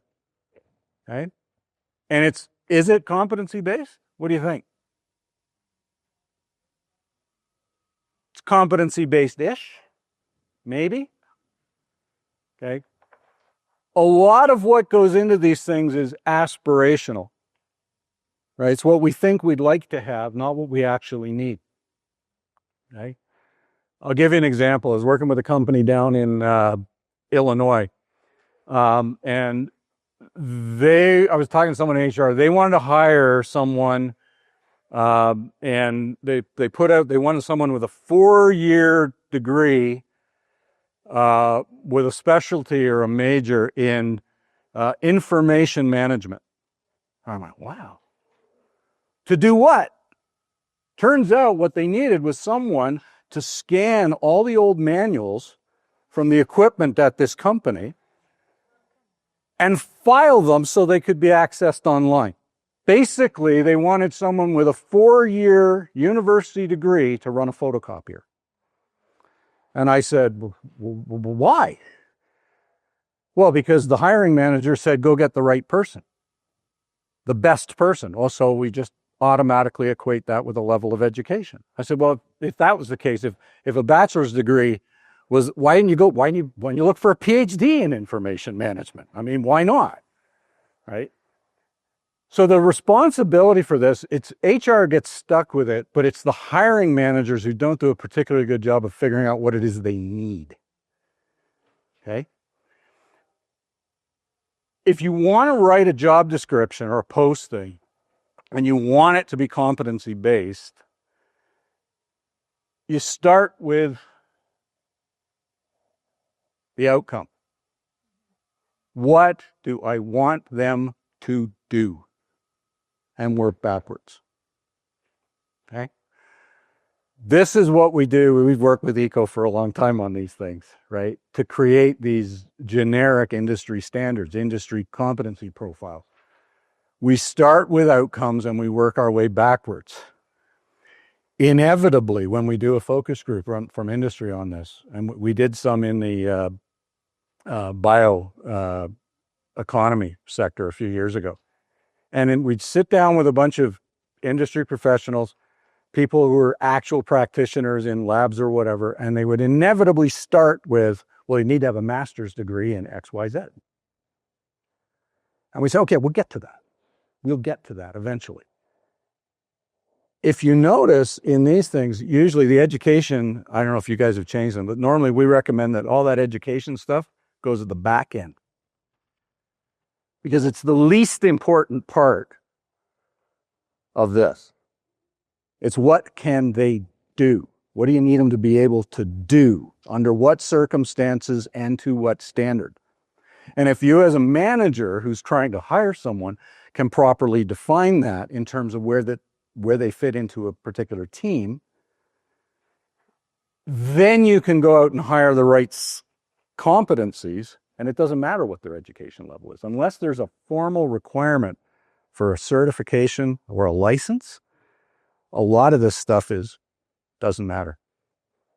It's irrelevant. But what you can do is you can take the information that ECO graciously provides the industry for free and use it to realign your team structures, to realign your personnel structures around competencies. The documentation in front of you, the engineering profile that's there, will not be an exact match for your business. Absolutely guarantee, 100%, it will not be an exact match. But they have families of job profiles that cover all kinds of different things within the industry. And if you can build a composite profile for the exact person, which is the confluence of all of those intersecting, that piece in the middle of the Venn diagram where it all comes together, built around industry standard competency statements, and then go and find that person, okay? It's way better, okay? I'm going to short circuit what I'm doing here because whatever. So we sort of did the exercise. We're not going to go into it in any detail, okay?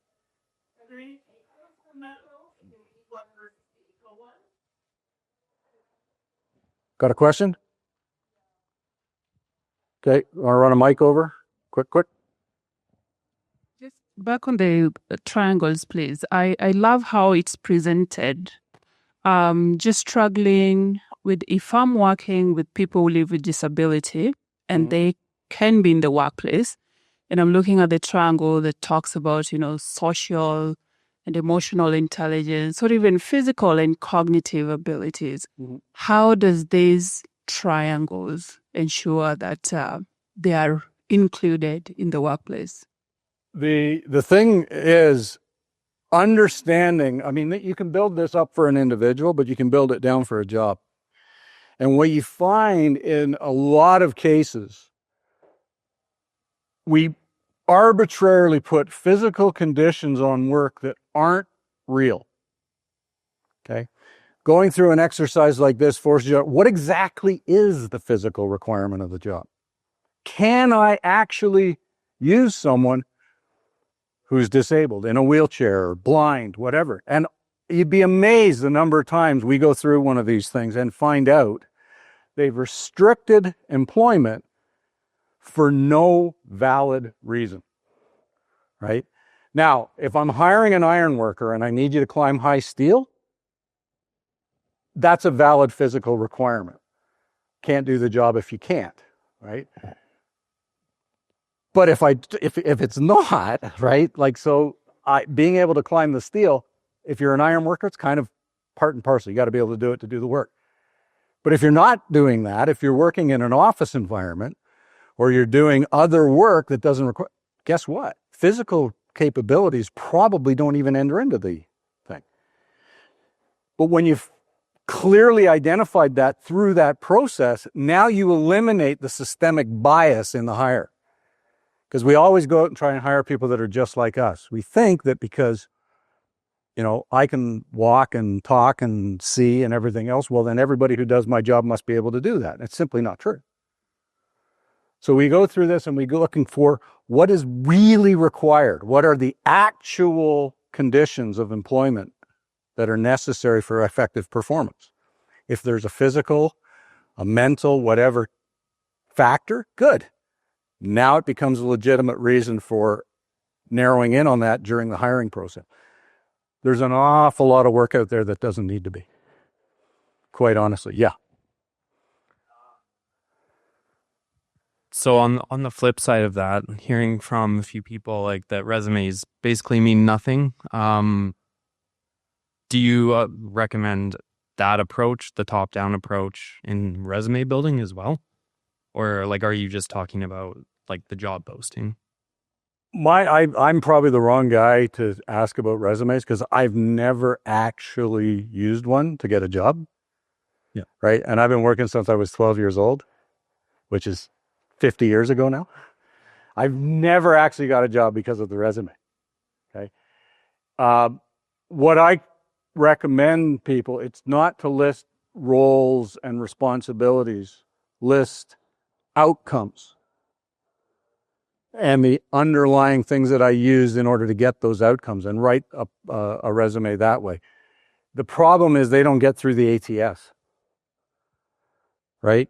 So there's a whole different approach to getting a job using this kind of an approach. You got to play if you're going to send resumes blind to a company, you've got to fit with the Yeah, because I hate to say it, but you need some of those buzzwords in there to even get that's the ATS. Yeah. Right? Here's the thing, the vast majority of companies are small companies. The vast majority of small companies don't use an ATS because we can't afford them. And so by highlighting results and outcomes in your resume, you appeal to people like me, who's the owner of a company, because now, if you word of advice, you want to make $1 million a year? Right? Who doesn't want to make $1 million a year? Just curious. Okay. Okay. I'm a business owner. You walk up to me and convince me that you'll make me $5 million a year? I don't even need a budget to hire you. Right? So get to that, dare I say it, Kevin O'Leary moment. Yeah. Get to the part where I start making money. Sure, we talk afterwards. Okay? But that's the thing, right? If you're applying to Suncor, or you're applying to Stantec, or you're applying to a big engineering firm, they're going to have an ATS. Yeah, you got to play the game. The vast majority of employers aren't. Right? And the vast majority of employers are looking for a very particular nugget that fits into their particular job environment. So giving them outcomes, creating that custom design to how I can help you, right? Now you're not doing me a favor by giving me a job. I'm doing you a favor by you hiring me because you're going to make me money, right? It's a very different way of thinking about this stuff. But if you're a small businessman, it's the only thing that matters, honestly. Okay. So where was I? Okay. So we look at the role. We've kind of gone through this. But if you go through and you look at these within your competency profiles, you can pull nuggets out of this that will help you do a better job of crafting your job postings, do a better job of crafting the actual position descriptions in your HR systems. A good competency-based profile for a business is not 2 paragraphs and the standard HR stuff. It's much more detailed because now it becomes a tool for performance management. It becomes a tool for ongoing training and development. It becomes a tool for hiring. It becomes a tool for onboarding and ongoing development. And it's hard work. but it is worth it. So I've gone through a bunch, but we're short on time. The information in the eco profiles gives you information like this, which then you can customize to your particular needs of your particular business. Okay? Now I'm going to have you do an actual exercise and actually scribble. Okay? So, yeah. Okay. Right. So, on your desks, you have this stuff. You also have the a piece that looks like this. It's a little worksheet. Okay. What I want you to do is for our engineer, if you don't hire engineers, fake it. Pretend you're hiring an engineer, okay? What I want you to do is look through that job description from Indeed, pull very specific competencies from the job description. Some of them are listed as skills and they aren't. Some of them are listed as, they may be qualifications and they're not, but pull a few. Write them down in the worksheet. The next thing I want you to ask yourself is, what is the evidence that that competency exists? It might be a proxy like a degree. Might. It might be something that they can do in the hiring process that will tell you if they can do it. Right? I'll give you an example. We were hiring a few years ago, and we were looking for a bunch of people to do some analysis work on job profiles to extract the underlying skills, the essential skills, and then rate job profiles to determine what the ES requirements were. What do I need? I need people who are computer literate, who can write, who can interpret stuff, and because they weren't working in our office, they were remote, I needed people who could follow directions and operate autonomously. So we built that into the application process. We said, here's all this stuff we want to do, and if you're interested in send me these things to this email address by such and such a time. I got all kinds of stuff that didn't follow basic instructions in the job posting. Guess what? They just eliminated themselves. Because one of the key things, I need them to be able to do what they're told. Right? I need them to be able to follow a procedure. They didn't. Okay, they were eliminated. We got their resumes, which we didn't read, but we wanted them to submit per a particular process. You say, okay, well, while we're reviewing this, now what I want you to do is go to this website. Here's a link. Go to this website, take a typing test. There's a technical writing typing test. And send me the result. The problem is that the typing test, I don't care how many times you did it. I never asked. The typing test would tell me how many words a minute and how many errors and all this other stuff. But there was no way on the website to actually send the result.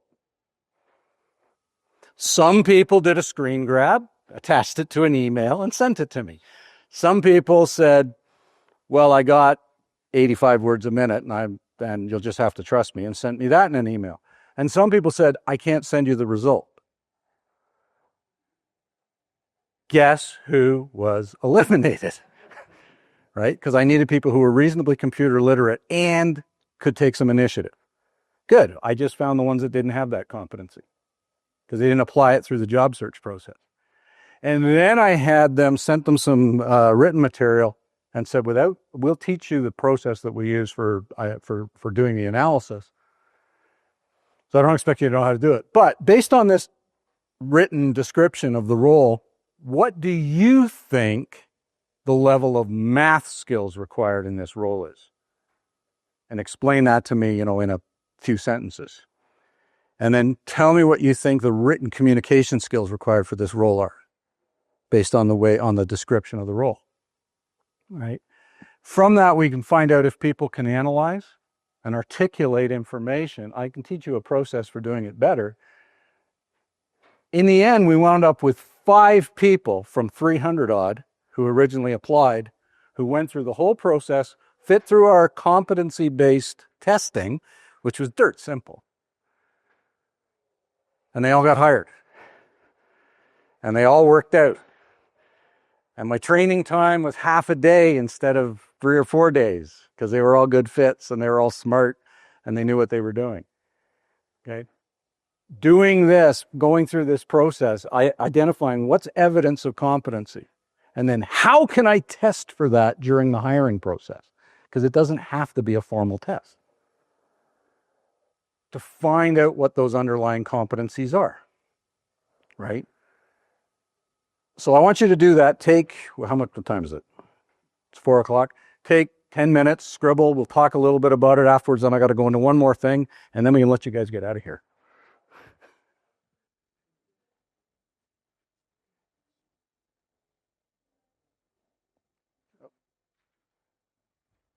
Talk about this. We'll just do 1 of 5 there. Yep.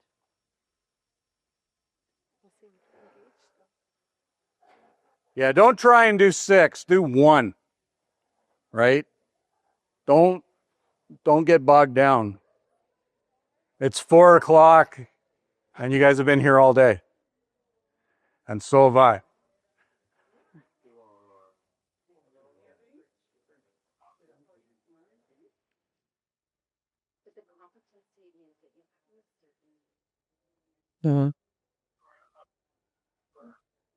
Yeah, and if you should be able to drag those out of the job description. And if you can't, that tells you something about the job description, right? Because if I'm going to write a cover letter, I want to be able to demonstrate to you how I have met what you have said through my experience. That's what a cover letter's for. It's how I am exactly the guy you're looking for.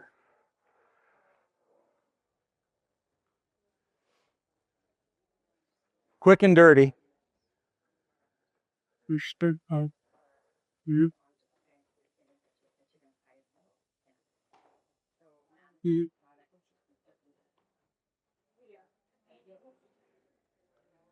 guys want to collaborate, do it together around the table, that's fine too.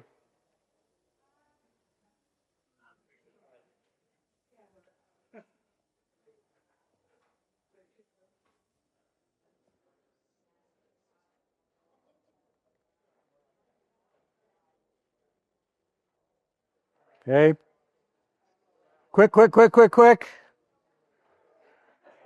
3 more minutes.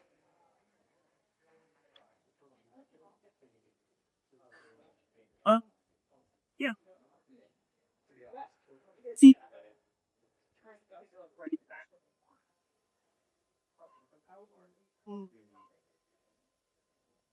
Exactly.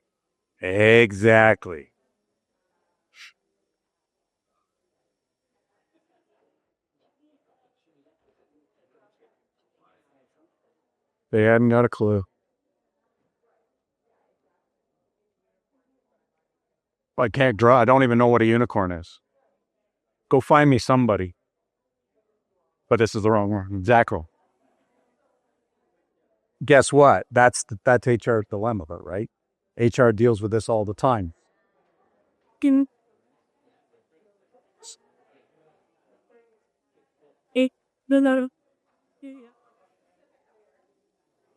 Okay. 1 more minute.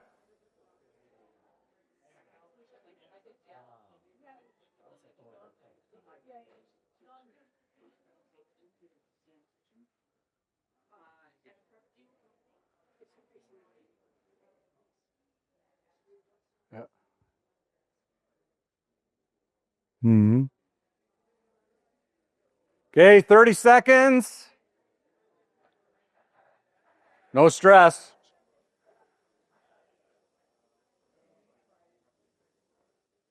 Good.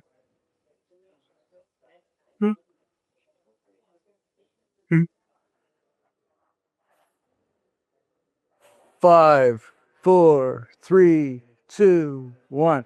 All right, tools down. How hard was that exercise?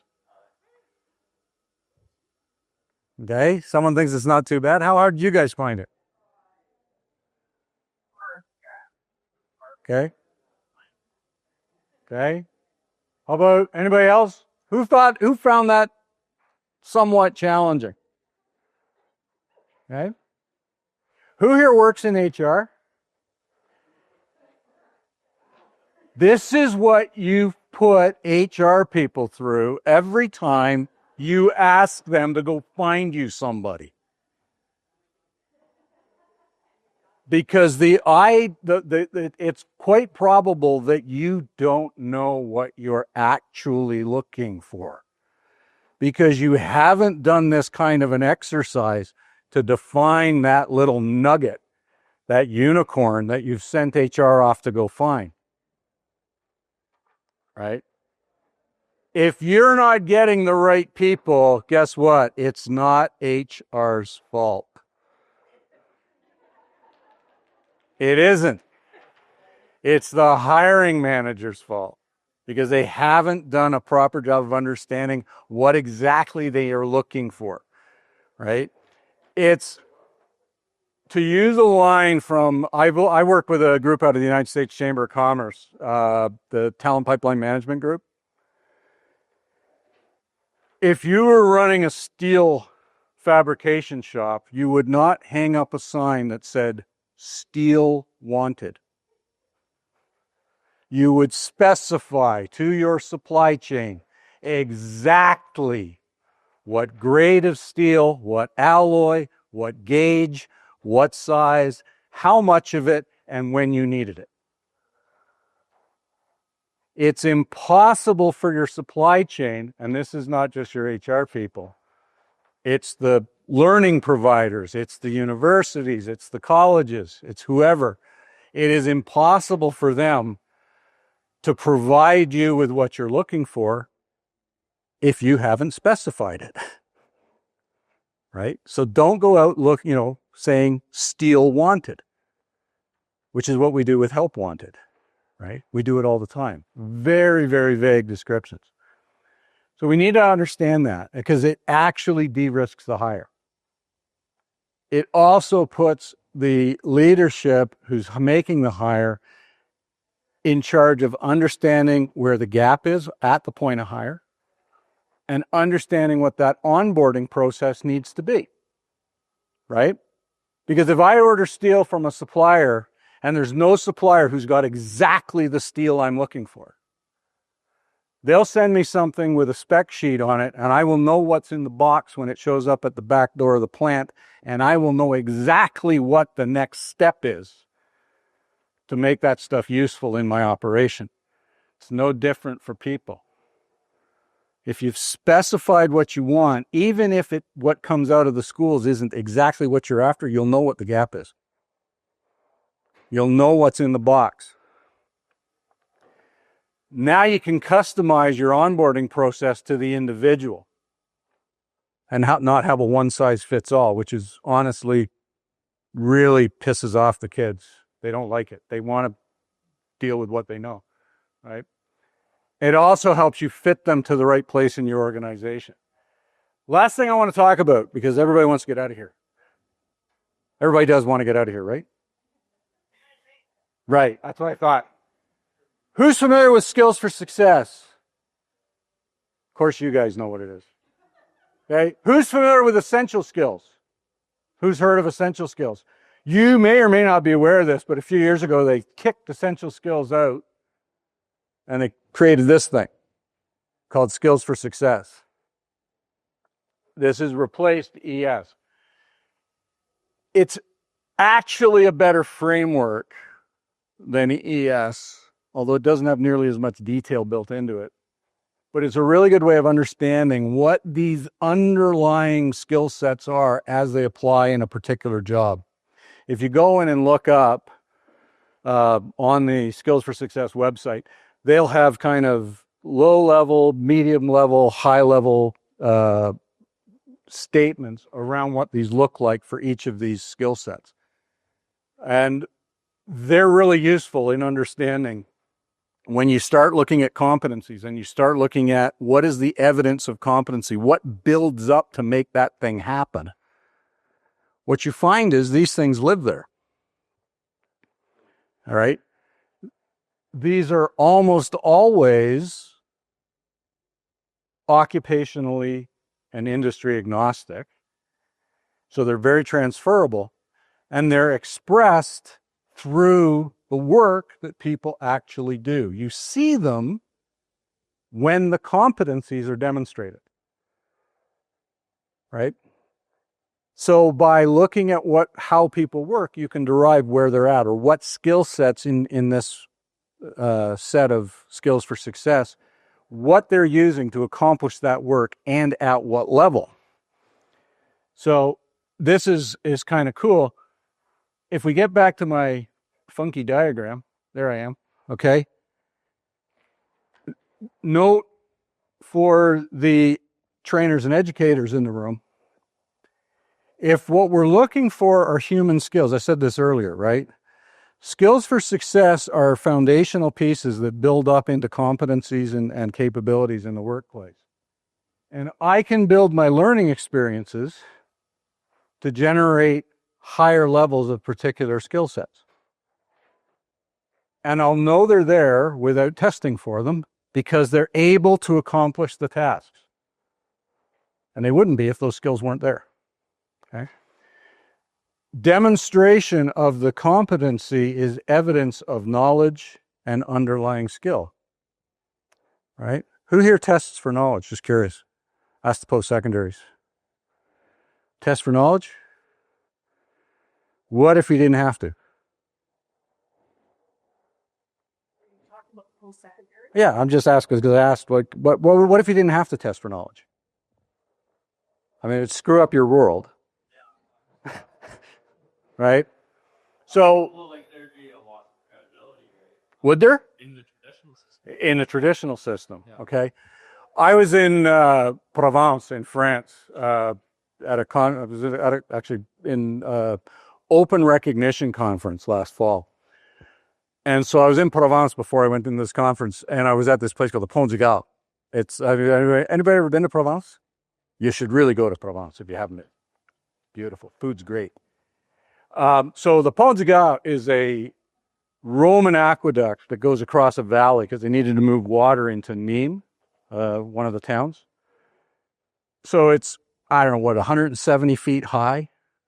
It's almost 1,000 feet long stone double arch structure that goes across a valley. The stones, there's no mortar in the stones. It's entirely held in place by gravity. Okay? It's 2,000 years old, and it's still there. And if they took the silt out of the concrete pipe, this is a note for anybody from Calgary. If they took the silt out of that concrete pipe, it could still be used to move water. And anybody who lives in Calgary knows why this is important, right? Because we had one that was 25, 30 years old, and because we didn't have that technology. So my question is, this thing is 1,000 foot high, or 1,000 foot long, almost 200 feet high. It's 2,000 years old. There's no mortar. It's entirely held in place by arches and keystones and everything else. Do I need to know that the engineers, architects, builders, whoever put this thing up, understood Newtonian physics, recognizing that Newtonian physics wouldn't be invented for 1,500 years after they built that thing? Right? Do I need to know that they understood Newtonian physics? No. Why do I know? Because there it is. It's 2,000 years old and it's still standing. They understood Newtonian physics. They couldn't articulate the knowledge because the language to articulate it didn't come until much later. But they clearly knew it. The demonstration of the competency, The outcome is evidence that the knowledge is there, whether it can be expressed or not, right? This is the basis for competency-based learning. Show me you can do it. I don't care if you can tell me why you can do it. Although you probably can, because you'll be able to explain things to me. But in a competency-based system, what matters is, can I do it? Right? We got into a debate with an academic when I was in France exactly over this, because we maintained you didn't need to test for the knowledge. If the knowledge that you were testing for was integral to the performance of the task, then the performance of the task was enough to demonstrate the knowledge. And if it wasn't, what were you testing the knowledge for? And think about that. Okay. So, where was I? Almost done. It's almost beer time. All right, so we talk about this. Understanding where these fit, going through that pyramid process, actually thinking about what underlies these abilities to actually do things. Okay? Testing in the hiring process, even if it's simple tests like the ones I created to hire a bunch of, I actually hired a bunch of students to do that work. Paid them a lot more money than they could get flipping burgers at McDonald's. And hopefully they learned some useful skills. And it was an entirely competency-based approach to the hire. Didn't cost me any more, didn't take me any longer, never had to send them out for personality tests or anything like that. We designed the hiring process as the test. Okay? What mechanisms are you guys using now to test during the hiring process? I'm just curious. Anybody? Is anybody testing? Oh, where's our manufacturer? You're testing. I know you are. Okay, go ahead. We do math tests specifically for lab staff to make sure that weighing, they can determine the right calculations. Okay. So it looks like a grade 8 math test. And if grade 8 math is all you need, right, so why'd you go to university? Phone interview, like really short call, and then the second phase will be kind of a written test. Like we try to, because we are a consulting company, so we need to write a lot of reports. So we try to understand what is kind of the quality of the writing and also how that person communicate really complex matter to a broader audience. So there will be a writing type of, like maybe 2-page summary report that they need to submit. And then we do a third phase where we try to do a situational interview, and also we request that candidate to present that summary report in a presentation format within like 3 slides. So we try to find some sort of competencies and skills required to be a consultant, and that's what we're trying to do through these 3 phases. Okay. There's a company down in New Jersey. They're in the e-commerce space. And what they do, they did what everybody did. They try and hire the best and the brightest from computer science programs. The problem is they have to compete against Facebook and Microsoft and everybody, so they'll never get the ones that the other guys get. So they'll take 2nd and 3rd tier grads. But they'll hire using the same process that everybody else was hiring. And so they did this, and they were growing, and so they hired a bunch of engineers, a bunch of development staff. And what they found out was 5 years in, that what they had hired was a bunch of very, very technically competent assholes. And so they fired them all, and they started doing what they call Super Saturdays. So they would bring these folks in into the campus in Jersey, and they'd go through a day-long orientation, all these potential new grads. And they would go through briefings, and they would go through certain activities with the other people. The whole time they're on camera. The whole time they're under observation. And it's like Big Brother, right? Everybody's on camera, but after a little while you forget that you're on camera and you start acting like you would normally act. And so they have an app, because these are app guys, and they develop this and they put it on their phone. And so they're constantly under observation from other employees in the firm. Swipe left, swipe right. And this is all going back to the war room, where all of this information and data is being collected on each of these candidates. And what they're looking for is, what kind of questions do they ask? How do they react when other people ask questions? How do they react when other people ask really dumb questions, right? How do they interface with the other candidates? How do they interface with staff? How do they interface with the lady in the cafeteria who's feeding them lunch, who happens to be the vice president of the company, only they don't know that? And all this data goes back to the war room, and at the end of the day, they sit down and they decide who they want on the teams. Who decides?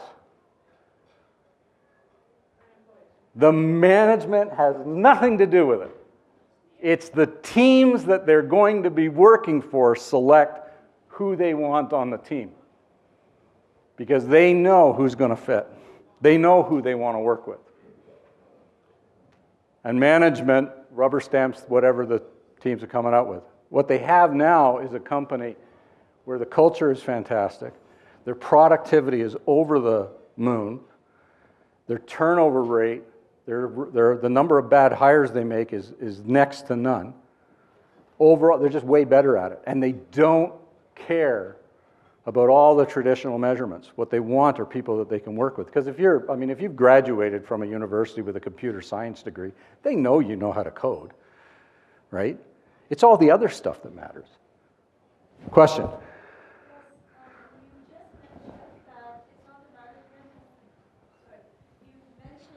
Management has nothing to do with hiring. Thank you. You mentioned that management has nothing to do with the hiring process or the competency, if you will, right? Yep. And that they rely on the teams. Yep. Which is great.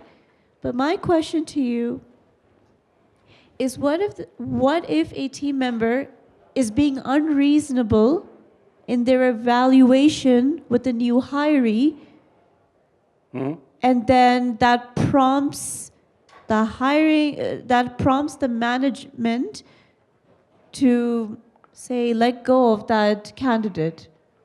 When you're dealing with multi-person teams, the extremes at both ends tend to cancel themselves out. So what they wound up with is a consensus view within the team. So if you have one person who's got way too high of an expectation, similar as if you have one person with way low of an expectation. So it's like the Olympics, right? They throw out the high score and the low score and stick with the middle. It works. They've managed to filter out the idiocy through this process, and it's worked for them. There was a non-resume job fair down in Phoenix a few years ago. They were looking at-risk youth. And so they wanted to put them into jobs, careers that were leading somewhere.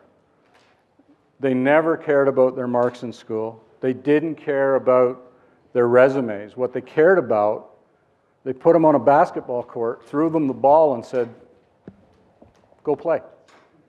And the managers from the companies, and these are FedEx and UPS and other big companies, are looking for people that could work within their supply chain management systems. And they were sitting up in the stands like scouts at a combine, and they were picking out the people they knew. Okay, how are they communicating? Who are the team players? Who are the leaders? Who are helping their other teammates? Who are just sitting back and going, I don't care?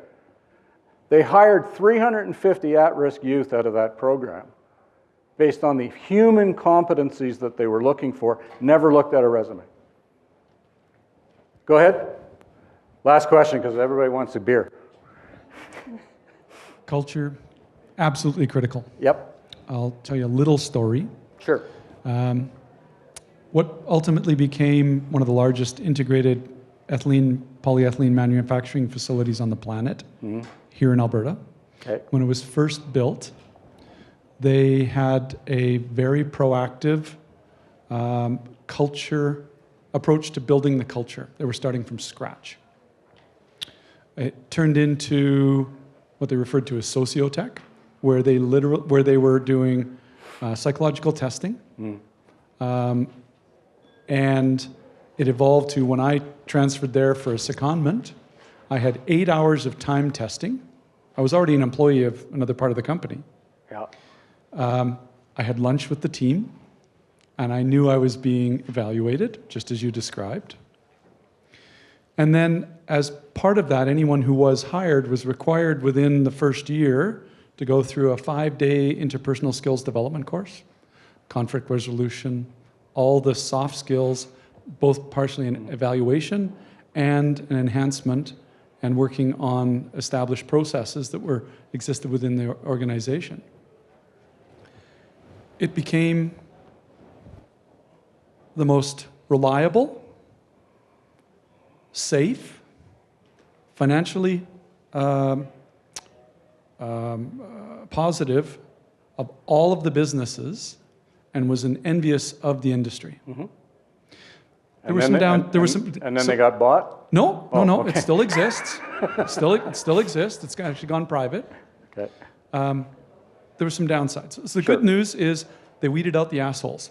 Mm-hmm. The bad news is that they had a whole lot of the same people, like hired like. Mm-hmm.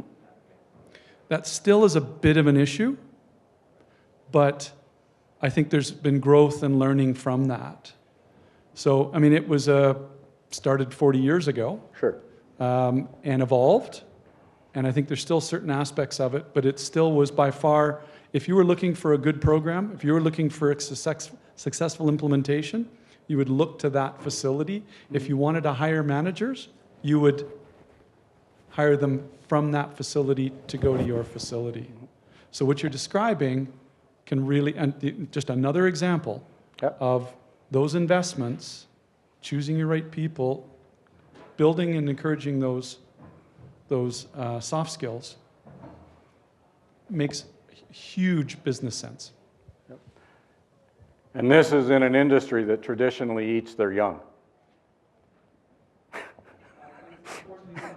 Literally. Yeah. We're ready to roll? I think we should close. Okay. Do you absolutely need to? Any I other? saw your hand raised at the back. Oh, no. Okay. Okay.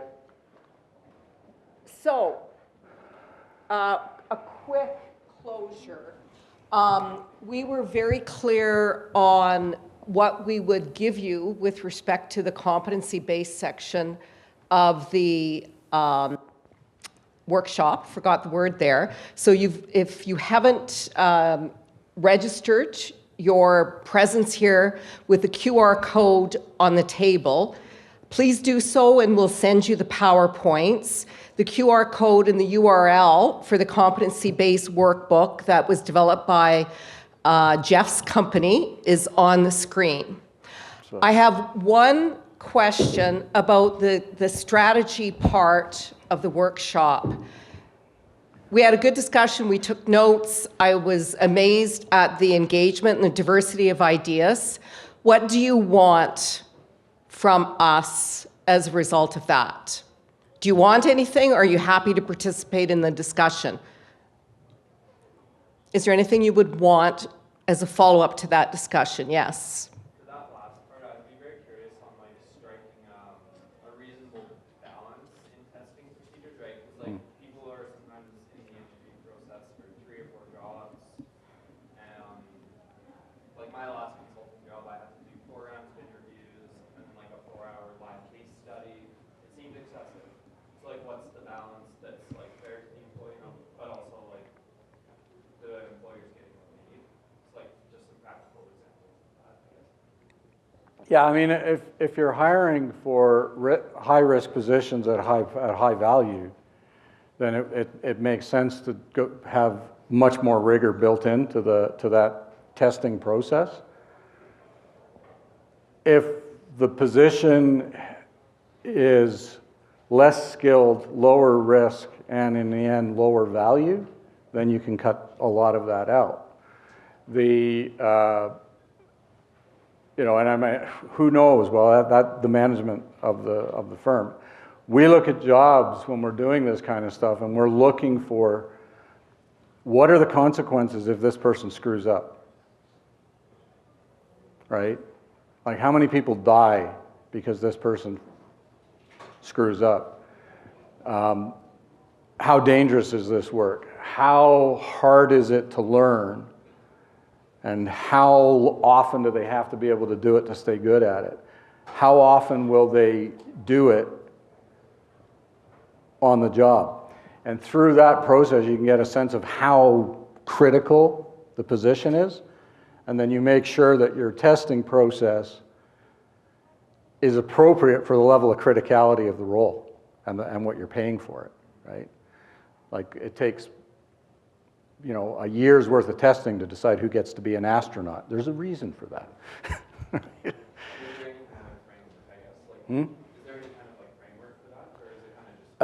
It really becomes, because risk tolerance depends on the firm. So it really becomes a question of risk, right? How tolerant are you? And risk is the probability of something going wrong multiplied by the consequences when it does, right? Jeff has volunteered to respond to your questions. Yeah, if anybody has any other questions about this afterwards, just shoot me a note. There's my email. As I would as well, so please take advantage of that. Is there anything from the strategy discussion that you would like? We're going to provide a summary of that to ECO. It's, again, at a high level. We only got into a certain amount of depth. Any need for a deliverable or a product around that? If you do, I'm not hearing anybody jump up and down with a request, and that's fine. So if you do, please come speak to me after. The lady from NATE, if I could have your contact information, I'd like to follow up, and a few others I contacted at the break. Again, thank you so much. This session was much more engaging than we expected, and I'm going to debrief with ECO to understand what it means in terms of what else ECO might be able to do for you. I'm available for any comments or questions now or later, and enjoy the rest of the conference, and thank you everybody for your engagement. So if you scan that QR code that's on the wall, that takes you to that workbook. And you just download it and use it. And if you have any questions about it, give me a shout.